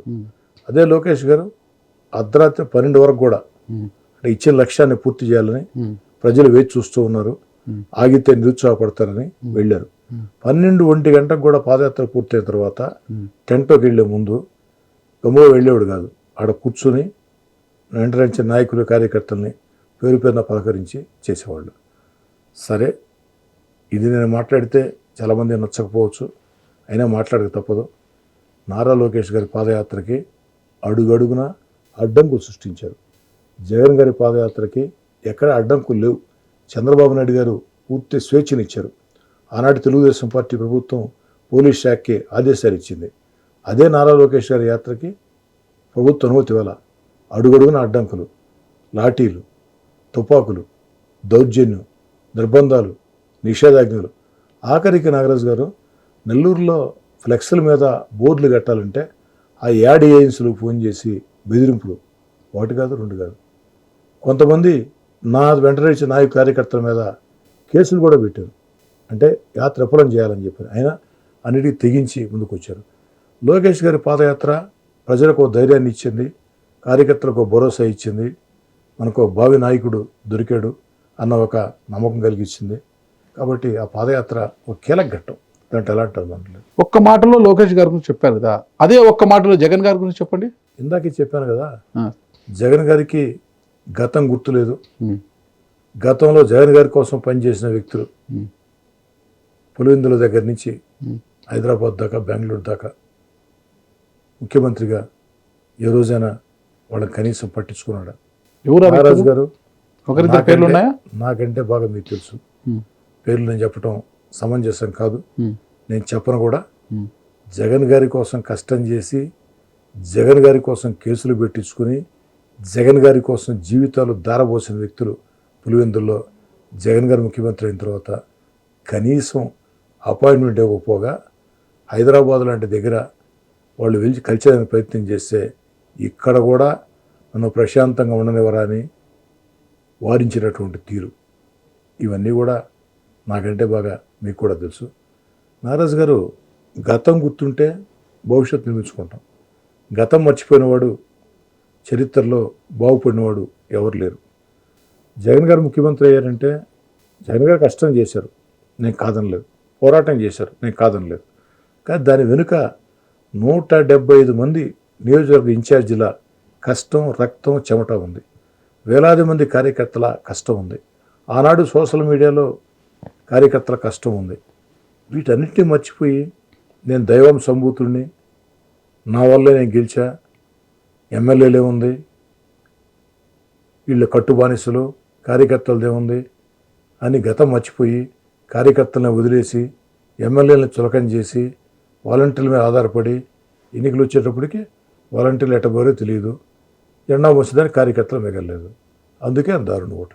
ఇవన్నీ తెలిసే 10-12 ఏళ్ళు వైఎస్ఆర్ కాంగ్రెస్ పార్టీలో మీరు కట్టు బానిసలాగా పనిచేశారా? చెప్పాను కదా నాగరాజు గారు, జగన్ గారు అంటే ఒక ఆరాధన, ఒక అభిమానం, ఒక వ్యామోహం, ఒక బలహీనత, ఒక పిచ్చి. 2019 ఎన్నికలు అయ్యి ఆయన ముఖ్యమంత్రి అయిన దాకా అదే అభిప్రాయం నాకు. ఎన్నికలే ముఖ్యమంత్రి అయిన తర్వాత అభిప్రాయం మారుతూ వచ్చింది. జగన్ గారు ఏ స్థాయికి పోయారంటే ఒకసారి అడిగాడు నన్ను, శ్రీధర్ ఈ రాజకీయాల్లో ముఖ్యమంత్రి అడిగాడు, ఈ కుట్రలు ఈ కుతంత్రాలు ఎన్ని ఎందుకు, హిమాలయాలకు వెళ్ళిపోతాను నేను, హిమాలయాలకు పోవాలని ఉంది, ఎందుకు నాకు ఈ రాజకీయాలు? కానీ రాజకీయాలు నేను లేకుంటే కొన్ని కోట్ల కుటుంబాలు నాశనం అవుతాయి. నాకు అర్థం కదా ఎందుకు నాశనం అవుతాయి? సంక్షేమ పథకాలు అంటున్నావు, సంక్షేమం ఒకడే ఇచ్చావా? ప్రతి ముఖ్యమంత్రి ఇచ్చాడు. సంక్షేమ పథకాలు ఇవ్వని ముఖ్యమంత్రి ఎవరైనా ఉన్నారా? అందరూ ఇచ్చిన వాళ్ళే కదా. అంటే సంక్షేమ పథకాలు ఇవ్వబట్టే ప్రజలు బతుకుతున్నారా? అందరూ ఇస్తున్నారు, నువ్వు ఇస్తున్నావు. ప్రజల సొమ్మే, అందరూ ఇస్తున్నా, నువ్వు ఇస్తున్నావు. నేను ఒక్కడిని ఇచ్చినట్టు, నా వల్లే కుటుంబాలు బతికినట్టు, నేను కానీ రాజకీయాల్లో లేకుండా కానీ ఉంటే ఈనాడు రామోజీరావు, ఏబిఎన్ రాధాకృష్ణ, మహా టీవీ, TV5, చంద్రబాబు నాయుడు, పవన్ కళ్యాణ్ రాష్ట్రాన్ని ముక్కలు చేసి అమ్మేస్తారు. ఎలా సాధ్యం నాగరాజు గారు?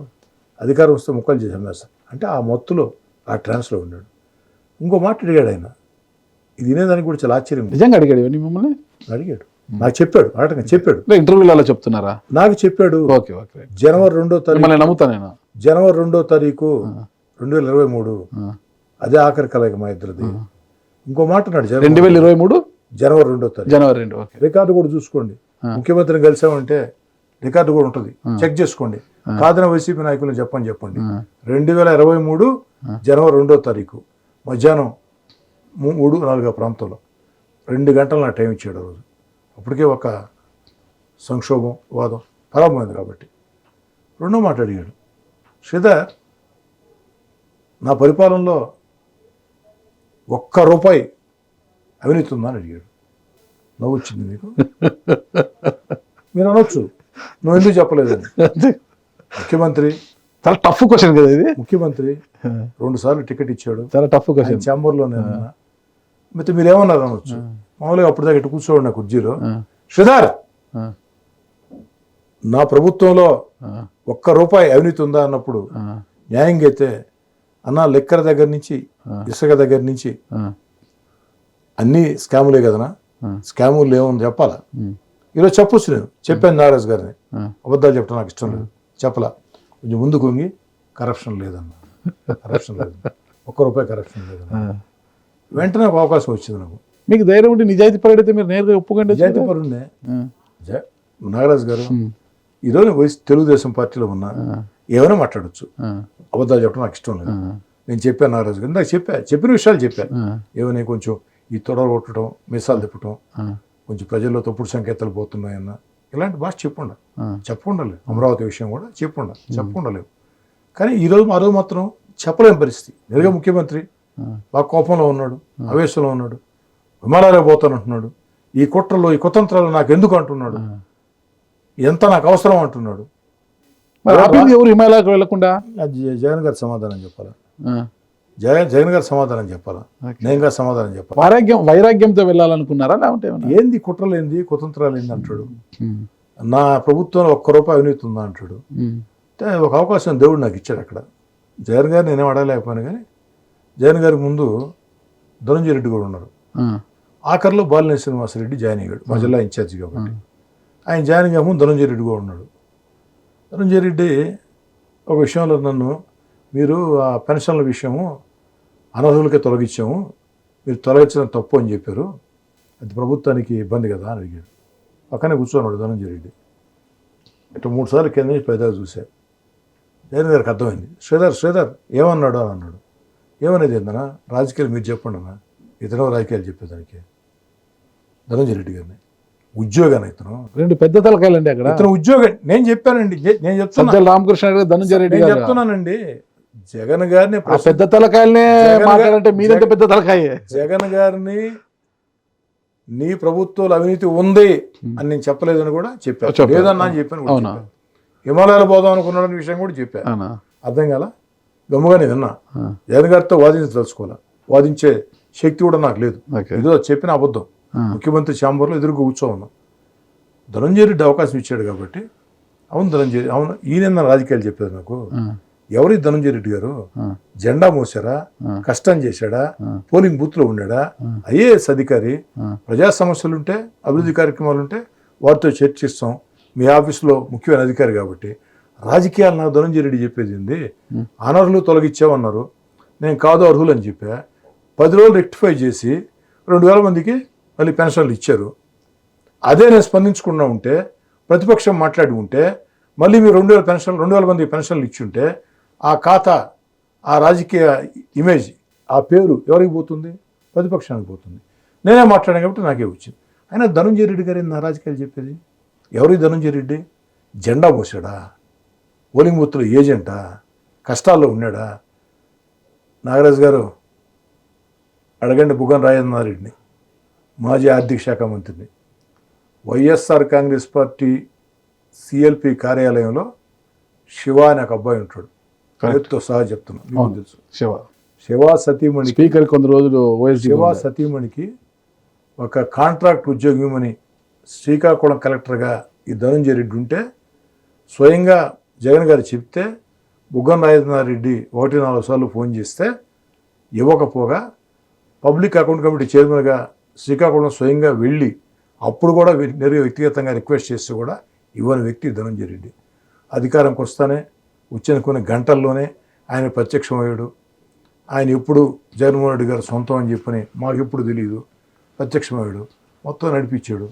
ముఖ్యమంత్రి జగన్మోహన్ రెడ్డి గారు కాదు, చాలామంది అనుకుంటారు ముఖ్యమంత్రి జగన్మోహన్ రెడ్డి కాదు, ముఖ్యమంత్రి జగన్ గారు కాదు, ధనంజయ రెడ్డి ముఖ్యమంత్రి.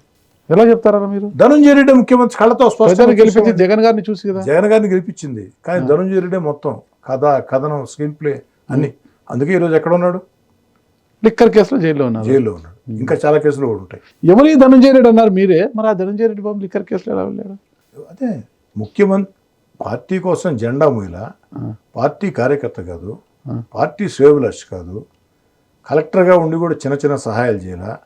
ఆనాడు తెలుగుదేశం పార్టీ ప్రభుత్వంలో మంచి పోస్టింగ్లే తెచ్చుకున్నాడు, మంచి పోస్టింగ్లే పడ్డాయి. జిల్లా కలెక్టర్ కూడా పనిచేశాడు. అలాంటి వ్యక్తి వైసీపీ అధికారంలోకి వస్తానే ఆయన ఒక్కడే వైఎస్ఆర్ కాంగ్రెస్ పార్టీ అన్నట్టు. ఇంకో మాట చెప్తాను నీకు నారాజు గారు, ముఖ్యమైన అంశం ఇది చెప్పి ముగిచ్చేస్తాను. జగన్మోహన్ రెడ్డి గారి దగ్గరికి ఒకసారి నేను వెళితే, ఆ రోజు ధనంజయ రెడ్డి గారు అడిగారు, ఏంది శ్రీధర్ రెడ్డి రాష్ట్రంలో పరిస్థితి అని చెప్పాను.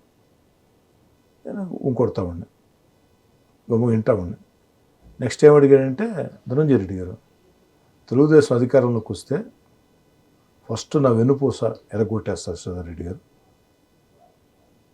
నన్ను లక్ష్యంగా చేసుకుంటారు, అక్కడ అందరం కష్టపడాలా. సార్ ధనంజయ రెడ్డి గారు మిమ్మల్ని లక్ష్యంగా చేసుకుంటారా టీడీపీ అధికారంలోకి వస్తే అని. అవును అన్నాడు. సార్ రెడీగా ఉండండి. ఏం సార్ రెడ్డి గారు మాట్లాడేది అన్నాడు. 100% టీడీపీ అధికారంలోకి వస్తుంది. మీరు వైసీపీలో ఉంటూనే దాంట్లో అనుమానం లేదు, రెడీగా ఉండండి. తప్పదు కదా, అధికారం అనుభవించారు. ఏందండి మీరు మాట్లాడాడు. 100% వస్తుంది, నేను అడిగావు చెప్తున్నా, దాంట్లో ఎలాంటి అనుమానం పెట్టుకోవద్దు. అంటే ఒక అధికారి ప్రభుత్వాలు మారుతుంటాయి, ఒక అధికారి ఆ ప్రభుత్వాలు గూడిగం చేస్తూ సర్వసేనాధిపతిగా సర్వశక్తివంతుడిగా నాగరాజు గారు ఒక ఎమ్మెల్యే కావాలంటే చాలా కష్టం ఉంటుందండి. కరెక్ట్. కార్యకర్తలు మెప్పించాలా, ప్రజలు మెప్పించాలా, అధిష్టానం మెప్పించాలా, ఇన్ని ఉంటాయండి. మరి ఎమ్మెల్యే లేని వ్యక్తుల్ని గడ్డి పోసలతో సమానంగా ఈ ధనంజయ రెడ్డి ఎవరండి? ఆ విధంగా చూశారు నాగరాజు గారు. ఇందాకే చెప్పా, కర్ణుడి సాగు కొంత కారణాలని, ఆ కారణాలు ఇది కూడా ఒక కారణం. ఓకే అన్నారు. ఇప్పుడు మంత్రి పదవి కావాలనేది కోటంరెడ్డి శ్రీధర్ రెడ్డి గారి యొక్క ఆకాంక్ష, కళ. అది ఒకసారైన మంత్రి అనాలి, అమాత్యులు అనాలి, మాజీ మంత్రి కోటంరెడ్డి శ్రీధర్ రెడ్డి అని బోర్డు ఎప్పటికైనా ఉండాలి. కానీ ఇప్పుడు ఇన్ని వివాదాలు ఇవన్నీ జరుగుతున్నాయి కదా, ఇవంతా కూడా ఈ పరిస్థితుల్లో ఆ కళ నెరవేరుతుందా? కాలం నిర్ణయిస్తుంది. చంద్రబాబు గారి ఇష్టం, లోకేష్ గారి ఇష్టం, దేవుడి దయ, అంతేనంటారా? అంతే. మీ రాజకీయ వారసుడు, అసలైన వారసుడు ఎవరన్నా కోటంరెడ్డి గిరిధర్ రెడ్డా అంటే మీ అల్లుల్లా? మళ్ళీ చెప్తున్నా, వారసత్వం అనేది రాజకీయాల్లో ప్రజలు నిర్ణయిస్తారు, కార్యకర్తలు నిర్ణయిస్తారు. మా కుటుంబంలో నా అల్లుళ్ళు కానీ, నా కుమార్తెలు కానీ, నా భార్య కానీ రాజకీయాల్లోకి రారు. వాళ్ళందరికీ ఆసక్తి ఉంది. నా పెద్దల్లుడికి ఆసక్తి లేదు, పెద్ద కుమార్తెకి ఆసక్తి ఉంది, రెండో కుమార్తెకి ఆసక్తి ఉంది, నా భార్యకి ఆసక్తి ఉంది, రెండో అల్లుడికి ఆసక్తి ఉంది. కానీ ఆసక్తి ఉన్నంత మాత్రాన ఎన్నికల్లో పోటీ చేయాలని చెప్పని నీవేం లేదు. వాళ్ళు ఎవరో పోటీ చేయరు. నా కుటుంబంలో చంద్రబాబు నాయుడు గారు అవకాశం ఇస్తే నా తమ్ముడు కోటంరెడ్డి గిరిధర్ రెడ్డి ఎమ్మెల్యే కావాలని, నాకంటే ఇంకా బాగా పనిచేసి ప్రజల్లో మంచి పేరు తెచ్చుకోవాలని, కార్యకర్తలు మంచి పేరు తెచ్చుకోవాలని, తెలుగుదేశం పార్టీ అధిష్టానంలో మంచి పేరు తెచ్చుకోవాలని నా కళ, నా ఆకాంక్ష. ఇక్కడ దానికి ఆ ఆరోపణలు చేసే, ఆ కామెంట్స్ చేసే వాళ్ళకి ఒక సమాధానం ఇవ్వాలి స్ట్రైట్గా. మీరు ఎప్పుడూ కూడా కోటంరెడ్డి శ్రీధర్ రెడ్డి గారు, వావిలాల గోపాలకృష్ణయ్య గారి పేరు, పుచ్చలపల్లి సుందరయ్య గారి పేరు, తరిమల నాగిరెడ్డి పేరు గారు వాళ్ళ వేస్తుంటారు, వాళ్ళ గురించి ఎప్పుడు మాట్లాడుతుంటారు. వాళ్ళకి వీళ్ళకి పోలిక ఎక్కడ? ఈయన ఆస్తులు ఎక్కడ? పాపం వాళ్ళ రాజకీయాల్లో ఏం సంపాదించారు? ఒక పూరి గుడిసెలు, 2 ఖద్దరు చొక్కాలు వావిలాల గోపాలకృష్ణ, పుచ్చలపల్లి సుందరయ్య గారి జరిగితే తరిమల నాగిరెడ్డి గారు కూడా ఉన్న ఆస్తులనే దానం చేసిన దానకర్ణుడు ఆయన. అలాంటి వారిని ఇతను మాట్లాడి అతనికి పోలిక ఒకసారి వాళ్ళ ఇళ్ళకి పోయి చూస్తే అర్థమవుతుంది కదా అని అనేవారికి మీ నుంచి వచ్చే సమాధానం ఏంటి? తరిమల నాగిరెడ్డి గారు, పుచ్చలపల్లి సుందరయ్య గారు, వావిలాల గోపాలకృష్ణయ్య గారు, వారితో నేను ఎప్పుడు పోల్చుకోవాలి. వారి కాలి గోటికి కూడా నేను సరిపోను. ఓకే, వారి కాలి గోటికి కూడా నేను సరిపోను. వారిలో ఉన్న మంచిని ఎంతో కొంత తీసుకోవాలా. వారి మాదిరిగా ఉండలేకపోయినా కనీసం వారి పాద రేణులాగానే ఉండాలా అన్న ఆకాంక్ష. ఓకే, అది తప్ప ఎప్పుడు జనం మధ్యలో ఉన్నాం, జనంకి అందుబాటులో ఉన్నాం, పిలిస్తే పలుకుతున్నాం. ఇవన్నీ ఆ మహానేతల జీవిత చరిత్రలు చూసి నేర్చుకున్నది. కానీ నేను వాళ్ళ స్థాయి, వారి వారసుడిని చెప్పే అర్హత నాకు లేదు. సగటు రాజకీయ నేతని, ఇలాంటి అలాంటి అనుమానం లేదు. సగటు రాజకీయ నేత. 2029లో కోటంరెడ్డి శ్రీధర్ రెడ్డి గారు పోటీ చేస్తున్నారా, గిరిధర్ రెడ్డి గారు పోటీ చేయబోతున్నారా? టికెట్ నిర్ణయించాల్సింది చంద్రబాబు నాయుడు గారు, లోకేష్ గారు. ఓకే, నా ఆకాంక్ష అయితే, నా కోరిక అయితే నా తమ్ముడు కోటంరెడ్డి గిరిధర్ రెడ్డి ఎమ్మెల్యే కావాలని, ప్రజల్లో, కార్యకర్తల్లో, తెలుగుదేశం అధిష్టానంలో మంచి పేరు తెచ్చుకోవాలని నా ఆకాంక్ష, నా కళ. దేవుడిదే. కూటమి అధికారంలోకి వచ్చినట్టే లిక్కర్ కేసు అనేది వైసీపీలో ఒక ప్రకంపనలు సృష్టించింది. ఒక్కరు కాదు, ఇద్దరు కాదు, దాదాపు 11-12 మంది పైన ఇప్పటికే జైలుకి వెళ్ళిపోయారు. ఇక అంతిమ లబ్ధిదారుడు పార్టీ అధ్యక్షుడు మాజీ ముఖ్యమంత్రి జగన్మోహన్ రెడ్డి గారు ఒక్కరే మిగిలి ఉన్నారంటున్నారు. దానికోసం కూడా ఇటు లోకేష్ గారు ఢిల్లీకి వెళ్ళారు ప్రధాని గారితో మాట్లాడడానికి. ఎందుకంటే మోడీ గారికి, జగన్ గారికి చాలా దగ్గర సంబంధాలు ఉంటాయన్న ఉద్దేశంతో త్వరలో జగన్ గారి అరెస్టే అంటున్నారు. లిక్కర్ కేసుని ఎలా చూస్తారు మీరు అసలు? నాగరాజు గారు, లిక్కర్ కేసు వేల కోట్ల దోపిడీ ఒకటే కాదు, కొన్ని కోట్ల మంది ప్రజల ప్రాణాలతో, ఆరోగ్యంతో కూడుకున్న సమస్య. కల్తీ మద్యం, మిగతా అన్ని కుంభకోణాలు, శాండ్ కానీ, మైనింగ్ కానీ, కాంట్రాక్ట్లు కానీ, అన్ని కుంభకోణాల్లో కూడా ఏదైతే రాజకీయ దోపిడీ, అవినీతి, వేల కోట్ల కుంభకోణం. కానీ లిక్కర్ కేసులో వేల కోట్లే కాకుండా ప్రజల ఆరోగ్యాలతో పణంగా పెట్టినటువంటి తీరు, ఇవన్నీ కూడా అత్యంత బాధాకరం. దానికి పాల్పడిన వ్యక్తులు ఏ స్థాయి వ్యక్తులైనా ఖచ్చితంగా ఈ ప్రభుత్వంలో చట్ట ప్రకారం. దుందుడు చర్యలు ఉండవు, అక్రమ కేసులు ఉండవు, చట్ట ప్రకారం చర్యలు ఉంటాయి. అయితే మీరు అన్నారు మోడీ గారిని, లోకేష్ గారిని. నాగరాజు గారు, ఈ దేశంలో ఎంతమంది ముఖ్యమంత్రులు మోడీ గారి అపాయింట్మెంట్ కోసం ఎదురు చూస్తున్నారు, వారి క్యాబినెట్లో ఉండే మంత్రులు ఎదురు చూస్తున్నారు. ఈ దేశంలో ఒక్క లోకేష్ గారిని తప్ప ఈ దేశంలో ఏ ఒక్క మంత్రినైనా మోడీ గారు కలిశారా, అభినందించారా? పిలిపించుకున్నాను, నువ్వు రావటం లేదని చెప్పారు బహిరంగానే. కుటుంబంతో 2 గంటలు గడిపారు. మళ్ళీ నిన్న అపాయింట్మెంట్. దీన్ని బట్టి మీకు అర్థం కావట్లేదు నారా లోకేష్ గారిలో సమర్థ లక్షణాలు ఉన్నాయని 100% నేను ఒక్కడిని చెప్తాను. నరేంద్ర మోడీ గారు సైతం మెచ్చిన, ఈ రోజు నరేంద్ర మోడీ గారిని రాజకీయంగా వ్యతిరేకించే వ్యక్తులు కూడా ప్రపంచంలో ఉన్నటువంటి 5 మంది శక్తివంతులైనటువంటి నాయకుల జాబితాలో మోడీ గారు కూడా ఉన్నారు. అనుమానం లేదు. అలాంటి ప్రపంచ నాయకుడు నరేంద్ర మోడీ గారు సైతం నారా లోకేష్ గారిని ప్రోత్సహిస్తున్నారంటే నారా లోకేష్ గారిలో ఆ వ్యక్తిత్వం, ఆ పట్టుదల, ఆ కార్యదక్షత మోడీ గారు, అమిత్ షా గారిని సైతం మెప్పించే కేంద్ర జాతీయ నాయకత్వం మొత్తం కూడా నారా లోకేష్ గారిని ప్రోత్సహిస్తున్నారు. ఆ నమ్మకాన్ని నారా లోకేష్ గారు నిలబెట్టుకుంటారు. నేను ఒప్పుకుంటా, నారా లోకేష్ గారి యొక్క ప్రతిభ నేను శంకించడం లేదు.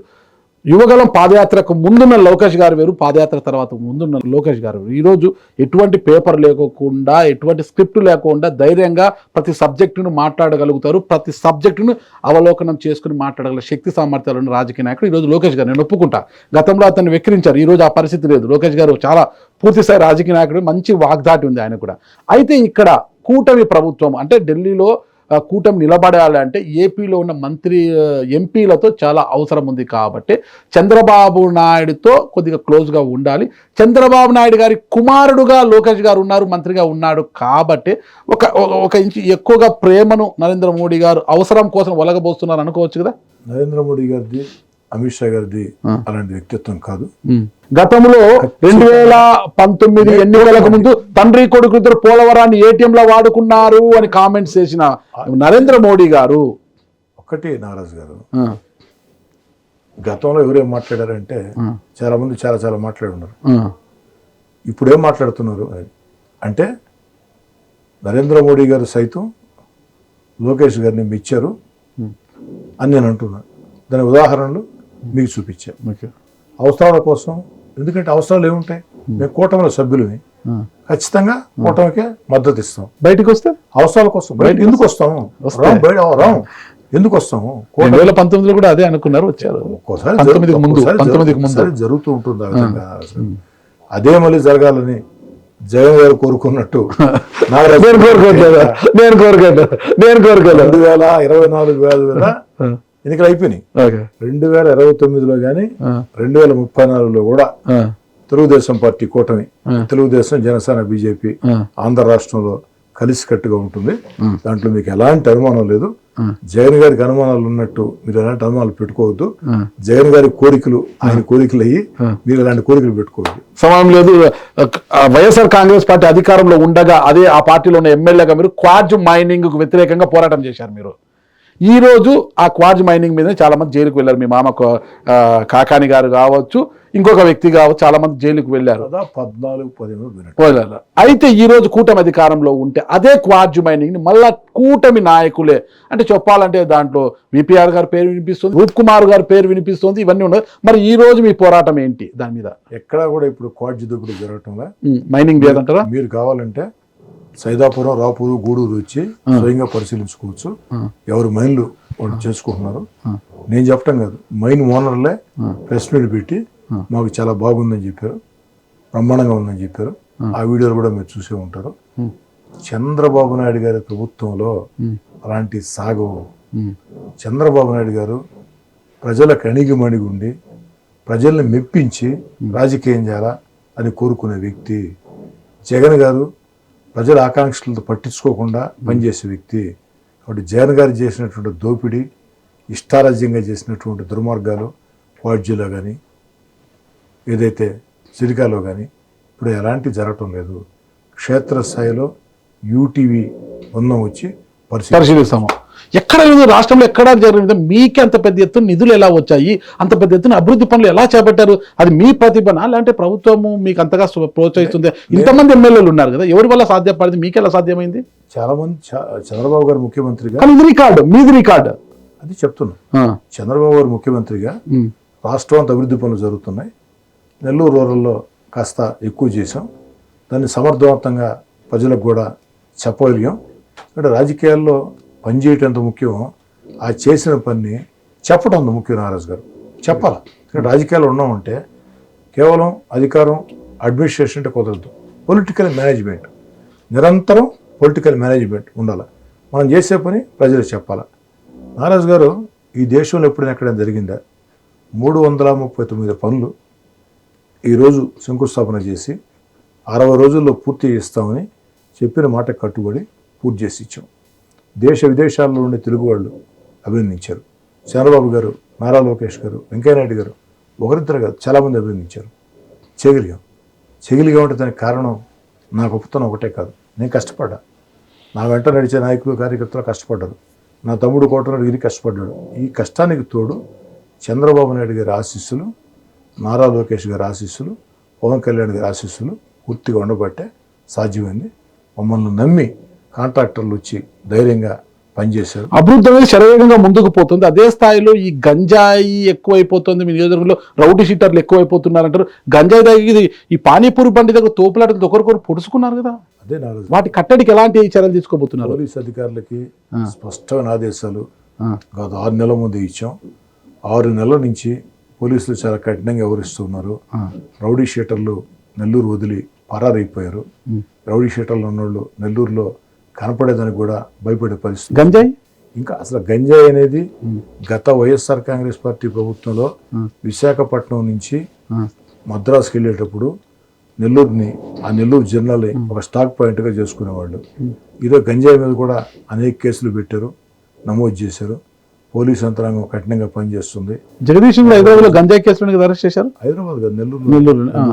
రాబోయే రోజుల్లో కూడా ఇంకా కఠిన చర్యలు ఉంటాయి. చంద్రబాబు నాయుడు గారు ముఖ్యమంత్రిగా ఉన్నంత కాలం శాంతి భద్రతల విషయంలో వారు ఎప్పుడు కఠిన చర్యలు తీసుకుంటారు.